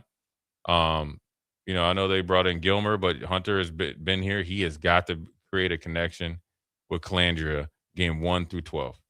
Yeah. And then I think also it's huge for the spring for guys, and we'll focus on the defense next, is that for the offensive guys, all the guys that are either your big money guys, your hype guys that are always on Instagram or whatever it's called, they have to hit and they have to come to fruition. Why is that? Because then you have to that allows Dana Holgerson to call to be the play caller that we want him to be. You can't essentially have him, going into a fight one arm because we don't play well at a certain position. The opportunity is there. Very rarely, if you go through the Big Ten at a blue blood school, do you have this opportunity as a young player or a transfer portal player to come in, start, get paid, and establish yourself at a blue blood. Yeah. Generally, it's kind of rinse and repeat. Marion Jackson's aunt is here doing an event out here. When you go to Penn State, a lot of those guys came from Iowa State. Penn State had talent already there. So if I'm a transfer portal guy, it's not that many numbers, right? Because the Iowa State just transferred a lot of those guys. So those positions are already set. The other guys are there. So being able to be a young player, come in and make your name, you got to step up. There is no more excuses for some of these guys. That's, I think, is the most important. I think the pressure is a privilege. Sometimes it busts pipes or it allows you to rise up to the top, and the cream always rises to the top. That's the most important. Yeah, you mentioned there's so much opportunity still, too. You said there's about 11 positions that are up. Just in case, I'm sure there's guys that they have there, and they know better than I do. I'm just saying guys that, Andrew Marshall, we've seen him. They trust him. Chandler's coming over, McDougal, and all those guys, the linemen, you come out of the port. Now, granted, if you're walking around, in a turnstile as a lineman, it don't matter. You're not going to play. But I'm just saying, those are the guys probably going to, they're recruited and paid to start. Yep. Same with Calandria, but you got to play like it as well. And you can't play like it in the first 3 games. Game 4 on is where you make your money. Big Ten play. And that's what you're training for right now, regardless if there's snow outside or spring ball or not. It all matters. Every day is essentially the most important day of your early Husker 2026 career and season. So we're going to take a quick break, come back. We'll talk about the defense, where I think probably is the most questions naturally and the most turnover, both players and coaches. Jay Foreman, my man Nick Dubsack. We'll be right back. You're listening to Old School with Jay Foreman and Austin Orman. Download the mobile app and listen wherever you are on 93.7 The Ticket and theticketfm.com. Looking to get a room downtown or near South Lincoln? Abe Lincoln would tell you no to the Ford Theater and yes to Lincoln Hotel. Save up to 40% off downtown Lincoln prices with a nice clean room and comfortable stay. Lincoln Hotel is locally owned and offers a day pass to the city's largest locally owned gym, Good Life Fitness. Long-term stays are available. You can learn more about pricing and book your Lincoln Hotel stay today at staylnk.com or call 402-600-0565. That's staylnk.com or call 402-600-0565. Are you looking for an exciting new way to put your skills to work? Explore new career options in the fintech industry at Currency, a Sandhills global company. We offer full-time positions in financial sales, compliance, operations, and other fields. We also offer a 4.5-day work week, an attractive benefits package, and opportunities for advancement. Put your motivation to work and grow with us at Currency. Visit gocurrency.com/careers to learn more. Shopping for new flooring is different today. Getting your questions answered, making the right selection, getting the best value, and installed quickly and professionally. Visit ostreetcarpet.com or shop our store. We'll answer all your questions and help you make the right choice. You'll be enjoying your new floor in just days for less than you'd pay elsewhere. Carpet, vinyl, wood, laminate, tile, and area rugs. We've got it all. O Street Carpet. 1732 O Street. Family owned and operated. Always the best value. Hey guys, this is former UFC fighter and mixed martial artist Anthony Lionheartston. The Upside Bar and Lounge in South Lincoln is the go-to spot for every UFC event, prelims, and main card. There's never a cover, so make sure you get there early and stay late. Upside Bar and Lounge has daily specials, a margarita club, and a taco club. And don't forget, they just added Buzz Bowls to their menu. Learn more about upcoming events by visiting UpsideBarLNK.com and stop into their South Lincoln location for every UFC event on 27th and Pine Lake. 93.7 The Ticket, Fox, KFXL weather. Sponsored by John Henry's Plumbing, Heating, and Air Conditioning. Your Lincoln forecast for today, we'll see lots of sunshine with light winds. See an afternoon high near 33. Tonight, partly cloudy skies, a light breeze, the low around 22. And tomorrow, we'll see partly sunny skies, be breezy and warmer. An afternoon high near 56. I'm meteorologist Kyle Fletcher for 93.7 The Ticket and theticketfm.com. Are you looking for a fresh new hangout spot? Let me tell you about Liquid Asset Sports Bar, where Mondays mean new weekly drink and food features. With 23 taps, a full lineup of cans and bottles, and 40 TVs blasting every sports package out there, you'll never worry about missing a play. Savor high-end spirits at their stylish top-shelf bar, enjoy a healthy menu, family-friendly atmosphere, and catch all of your favorite teams every day. Doors open daily at 11 a.m. Liquid Asset Sports Bar, located at 2755 Jamie Lane in South Lincoln. A lot of businesses say they're family focused, but when tough situations in life arise, the business wants anything but your best interests. James Enterprise Incorporated is hiring, and they will always treat their employees like family, just as they do their customers.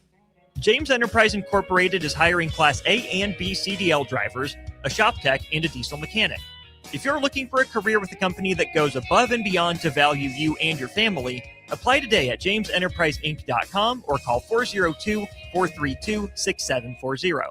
At Parkview Animal Hospital in Lincoln, it's not just their professional care that sets them apart, but their warm staff and state-of-the-art facilities. Whether it's for a routine checkup or a comprehensive medical procedure, at Parkview, your pet isn't just another number, but a valued member of their caring family. Visit them at pahlincoln.com today and in person just south of 14th and Pine Lake Road. Parkview Animal Hospital, your pet, their passion for happier, healthier, furry friends. Let's fly. Your next trip starts at Lincoln Airport with American Airlines. Now flying nonstop service to Dallas, Fort Worth, and Chicago. American Airlines connects Lincoln to major hubs and destinations around the globe. Wherever you're headed, LNK gets you there with new nonstop flights on American Airlines. Now boarding. Convenient, fast, and stress-free. Book your next flight at LincolnAirport.com. LNK, make flying easy. Husker Nation, your perfect softball plan is here. With the flexible Husker Softball On Deck deal, you choose the action. For just $38, pick any 4 games plus 1 from the can't-miss Iowa series. Build your own schedule, catch your favorite matchups, and cheer on the Huskers your way all season long. But don't wait, these mini plans won't last. Visit huskers.com/tickets and make your own mini plan today. Go Big Red. Gentlemen, are you ready for something beyond the ordinary haircut? At Scissors and Scotch Lincoln, they blend your old school barber feel with your favorite watering hole. Sink into a comfy chair, unwind with a complimentary drink, and let their master barbers handle the rest. It's not just grooming, it's an experience. Whether you're prepping for a big meeting, needing to get cleaned up before family comes to town, or just need a little time to yourself, Scissors and Scotch Lincoln delivers sharp style every time. Book now at Scissors and Scotch in Lincoln, just south of 30th and Yankee Hill Road. Empire Netting and Fence delivers top quality netting and fence solutions. From major sports venues to backyard installs and everything in between, coast to coast. We take on tough jobs with grit, integrity, and a strong commitment to safety. Empire is growing, and we're hiring motivated people ready to grow with us. We build each other up, and we're building something big. Think you've got what it takes? Apply now at empire-fence.com. That's empire-fence.com. Back to Old School with Foreman and Orman on 93.7 The Ticket and theticketfm.com. We're back. Old School, Nick Wyman filling in for Austin Orman on this Monday. Rock with Jay Foreman. We got half an hour left here before we send it over to Tom Chattel. We just got done talking about Nebraska's spring in general, mostly the offense, quarterback situation, running back, wide receiver, offensive line, of course, because that is a big topic of discussion. But the defense, I think, is the big storyline of the next couple weeks, Jay, because not only is there a lot of new players from elsewhere stepping in, but you have a new defensive coordinator again, which is a repeating rinse and repeat storyline, I feel like, over the last couple of off seasons. But now you have Rob Ulrich coming in with a couple of his guys as well. It'll be interesting to see how that kind of transpires over the next couple of weeks. Yeah, I mean, the spring is where you can really, make some noise and make some ground. And so it's, he's got a big, task at hand. You mentioned Calandra, coming from, I think, the same conference, Mountain West, and same with him. This is a different, he's never coached in the Big Ten before. It is a lot different. I mean, it's the best conference in the nation. It's the best players, best coaches. But that doesn't mean it can't be done. Now you got to have the players, quote unquote, and I hate this word, buy-in. Yep. If you have a player that's contemplating whether he wants to do what he's supposed to do or not, you need to cut him immediately. But I get what they mean by buy-in. Buy-in is more or less, do they believe in what the coach is saying, and that's more relationship based. And so, I think he has his job right now is build a relationship with all the players authentically, on the field and off the field, and then obviously implement his system the best he can to the talent that they have. And he has some pretty good players that went different places, at San Diego State, and he's got players here that, he probably felt that he can do some good things with. And so, he's going to probably implement a 4-man front. It's going to allow guys to play better to their skill set, I think. And then he's got, they really addressed the second level in the transfer portal. They brought in one of his starting safeties in McDougal, and then they have, Rhett, that played last year.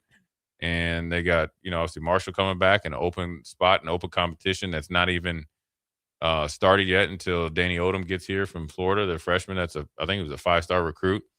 And so there's some open spots, but the best thing he can do is lay the foundation of who he is and what he wants out of his defense. That, for whatever, or for what everybody's been saying, very detailed. Obviously he knows his system. I think he's, I'm assuming that Coach Rule gave him the leeway to bring in his defensive line coach, an edge coach, and a safeties coach to go along with Addison Williams and Rob Dvorak to make his staff that he wants to make to implement his defense as fast as possible. Yeah.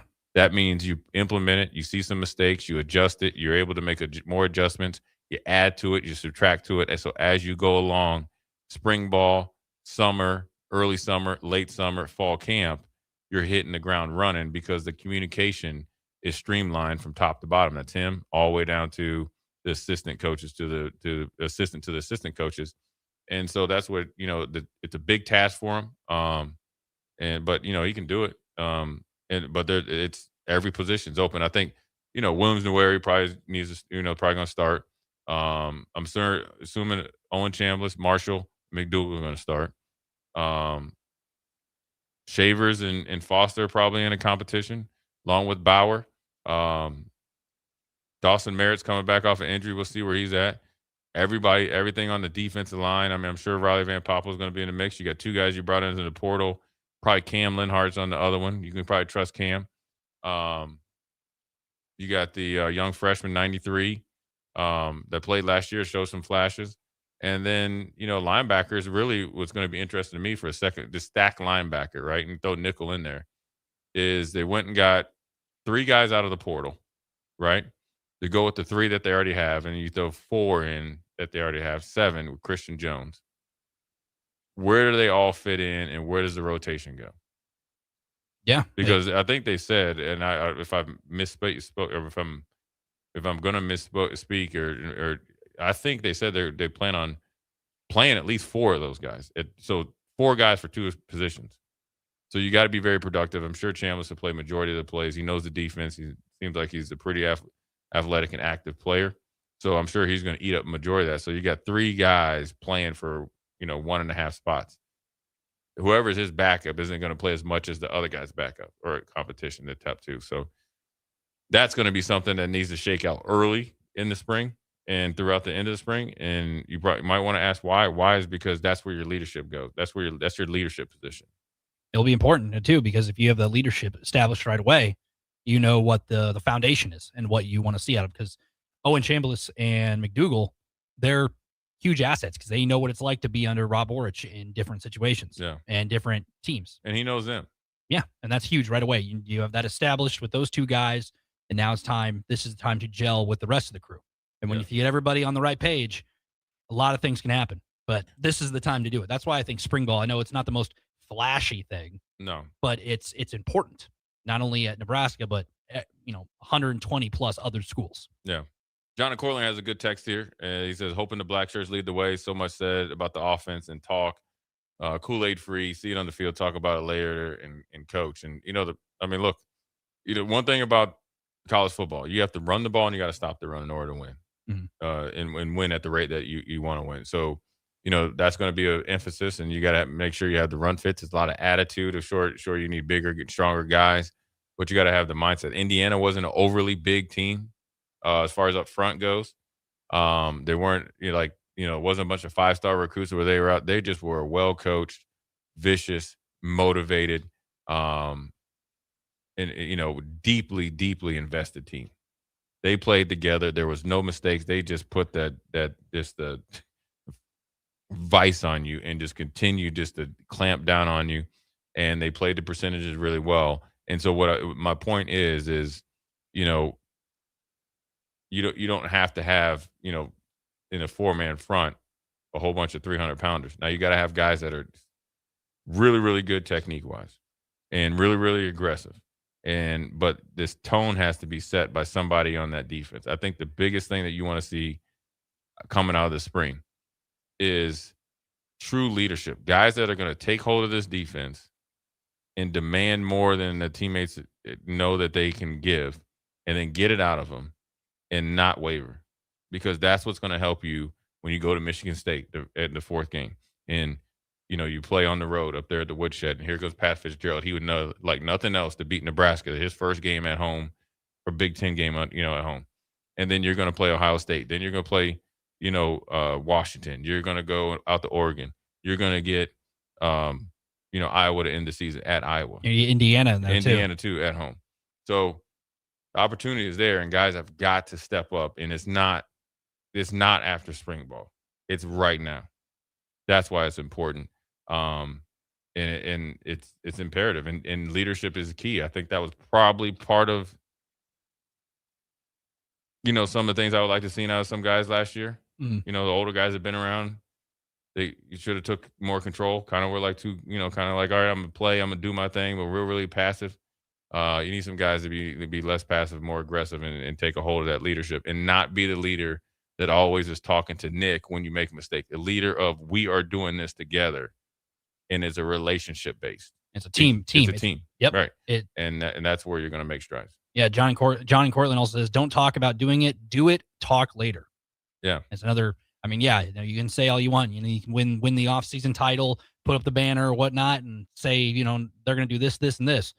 But if you don't do it, it's all talk, and it doesn't matter. You can crown yourself a national champion in July and have all the hype behind your team. And we don't, you see it with other teams, not only just Nebraska, but you see it, people look at the brackets, they go, okay, this team's going to be dominant. And then a team like Clemson. Clemson was picked for a lot of people. Go 15-0. Go undefeated. Clemson was supposed to be undefeated. They're both, based on their schedule. And they had the best quarterback, as we mentioned earlier in the show, best quarterback. He's going to be the number 1 pick. They got the best guys around him. Defensive line was supposed to be the best in the nation. And they were around a 500 team. Yeah. And they did not meet expectations. They won the offseason title. Yeah. But LSU is another team. LSU is a team. Garrett Nussmeier is going to be this Heisman Trophy quarterback. He was a good quarterback, but I don't think anybody had Brian Kelly getting fired midseason on their resume there. Especially after going to Death Valley and Clemson and winning in the fashion that they did. At that time, that was a, hey, this could be a matchup come January. Right. And so I think college football, I think the schedule now, I think actually you can't worry as much. And yes, you should. The schedule is going to be hard, right? Because Ohio State loses a lot, but they got a lot. Oregon loses a lot every year. They got a lot. Indiana loses a lot, but they got a lot. But I think with the way college football is, there's constant turnover in roster. It's not the domination that people are thinking of. Now, it's going to be hard games because like Indiana has a winning tradition, Ohio State does, Iowa does, and all those guys. So they have in their DNA, they're winners. But they can still be beat. Now, some tasks harder than others, but that's what the offseason is for. So this spring is going to be interesting to see where the new guys that come in, either whether it's freshmen or via the portal, stack up against the guys that have been around here for maybe 2 years, maybe 3. Do those guys step up, or do they get pushed aside? It's kind of make or break year for a lot of guys. And, it's a tough position to be in. Sometimes you put yourself in that position. Right now, look, everybody, it's year 4. Everybody's got to win. You got to play good. It's got to be aesthetically pleasing. You got to be competitive. It's a lot of money invested in this program. I think Steve Sipple said it's anywhere from 20 to 25 million. That's all guesstimation with rev sharing or whatever. So guys got to go earn their paycheck. No more of the talk of these guys are student athletes. You guys are football players, professional athletes. Play like it. Yeah. Because the people that are donating and paying your salaries want to see effort. They want to see togetherness. They want to see physicality. They want to see good football. They do not want to see entitlement. They do not want to see you guys making excuses. Factual stuff is factual. Yeah. It's a tough schedule. but that's not an excuse to go out there and play hard and play well. Yeah, any given week is the saying. Any given Sunday in the NFL, any given Saturday in college football, and there's upsets in college football. We've seen it time and time again. But we're gonna go to break here. We're gonna wrap up the show. We'll talk a little Manny Pacquiao. Manny Pacquiao special. Manny, listen, I can't believe they're doing it, and I wonder if it's a I wonder if they're really gonna fight, or it's gonna be kind of one of those things they just milk it in, and hey, we get paid. Get a big fat paycheck. We'll talk about it. Maybe it's 15 years ago, this is a marquee matchup, but we'll talk about it. It is a story in the sports world. We'll be back. 9317 The Ticket and theticketfm.com. You're listening to Old School. Watch Old School live on Facebook, YouTube, or Twitch. Old School with Foreman and Orman on 93.7 The Ticket and theticketfm.com. Hi, Sean Callahan here for Koppel Chevrolet GMC, and right now at Koppel, we are offering big discounts on all of our inventory. 2026 GMC Terrains are leasing at $279 per month or buy for $27,690. 2026 Canyon is leasing for $269 or buy for $40,980. Also right now, all new Equinox EVs and all half-ton trucks are starting at $12,000 off MSRP. These are just a few examples of some of the aggressive pricing going on right now at Koppel. Please stop on in or check us out at koppelcars.com. All these with $2,500 down with approved credit. Let's fly. Your next trip starts at Lincoln Airport with American Airlines. Now flying nonstop service to Dallas, Fort Worth, and Chicago. American Airlines connects Lincoln to major hubs and destinations around the globe. Wherever you're headed, LNK gets you there with new nonstop flights on American Airlines. Now boarding. Convenient, fast, and stress-free. Book your next flight at LincolnAirport.com. LNK, make flying easy. Rico here with HIS Auto Care at 70th and Van Dorn, letting you know HIS is a great place to bring your vehicle for service. With superior service bumper to bumper, we'll treat your vehicle like it's your mother's. Doesn't get any better than that. So call 402-488-8934 and HIS Auto will make you glad you did. 5% off, mention this ad, and for sure your mother will be proud you called. 402-488-8934, HIS Auto Care, 70th and Van Dorn. God bless you. Finally, a good reason to have a smart house. Just say, Alexa, play 93.7 The Ticket, and we'll magically start playing. How's it work? Nobody knows. Don't ask questions. Tired of your furnace running overtime this winter? Let Heartland of Nebraska Windows save the day. Upgrade to stunning, energy-saving triple-pane vinyl windows installed by their team of experts. Every window comes with a lifetime warranty on everything, all for a price you can actually afford. Free estimates, flawless replacements, and peace of mind from a family-owned business you can trust. Don't wait. Call Heartland of Nebraska Windows at 402-430-3852 or visit heartlandofnebraskawindows.com today. Tune in to Outside the Box from 4 to 5 p.m. for everything you need to know about the Lincoln Stars. Join head coach Rocky Russo and play-by-play voice Alex Byrne as they sit down with special player guests to tell the story of the Lincoln Stars and give you all the news and notes you need from around the USHL. That's Outside the Box with the Lincoln Stars on 93.7 The Ticket and theticketfm.com. Hey guys, this is former UFC fighter and mixed martial artist Anthony Lionheartston. The Upside Bar and Lounge in South Lincoln is the go-to spot for every UFC event, prelims, and main card. There's never a cover, so make sure you get there early and stay late. Upside Bar and Lounge has daily specials, a margarita club, and a taco club.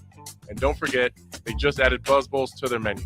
Learn more about upcoming events by visiting UpsideBarLNK.com and stop into their South Lincoln location for every UFC event on 27th and Pine Lake. Lincoln's go-to for fun isn't new. It's a place that's been a staple of the city for years and is only getting better. Matson's Bowling and Billiards always has open bowling available with no long lines, unlike other centers. They have live music almost every weekend and great food at EJ's Bar and Lounge, with seating for 150 people. They have popular meals like the EJ Burger, pizza for the whole family, and famous EJ's Wings. Contact Sarah to book a party for friends, coworkers, or family at Matson's Bowling and Billiards, just south of 48th and Holdridge.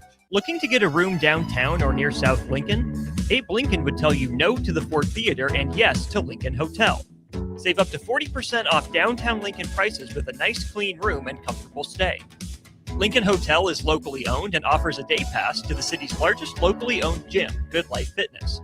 Long-term stays are available. You can learn more about pricing and book your Lincoln Hotel stay today at staylnk.com or call 402-600-0565. That's staylnk.com or call 402-600-0565. Shopping for new flooring is different today. Getting your questions answered, making the right selection, getting the best value, and installed quickly and professionally. Visit ostreetcarpet.com or shop our store. We'll answer all your questions and help you make the right choice. You'll be enjoying your new floor in just days for less than you'd pay elsewhere. Carpet, vinyl, wood, laminate, tile, and area rugs. We've got it all. O Street Carpet. 1732 O Street. Family owned and operated. Always the best value. In every office, there's two types of people. There are those who bring in bagels and those who eat the bagels that someone else brought in. Everybody likes the first person. Be that first person. Weekday mornings at 7:30, you have a chance to win a business box of bagels from Bagels & Joe. All you have to do is shut up, Sipple. 2 questions for you, 2 for Sip. Win, and the bagels are yours. Lose, well, you don't want to lose. You lost Monday, you lost Wednesday, you're a loser. Shut up, Sipple. Weekday mornings at 7:30, brought to you by Bagels & Joe. Are you looking for an exciting new way to put your skills to work? Explore new career options in the fintech industry at Currency, a Sandhills global company. We offer full-time positions in financial sales, compliance, operations, and other fields. We also offer a 4.5-day work week, an attractive benefits package, and opportunities for advancement. Put your motivation to work and grow with us at Currency. Visit gocurrency.com/careers to learn more. Back to Old School with Foreman and Orman on 93.7 The Ticket and theticketfm.com.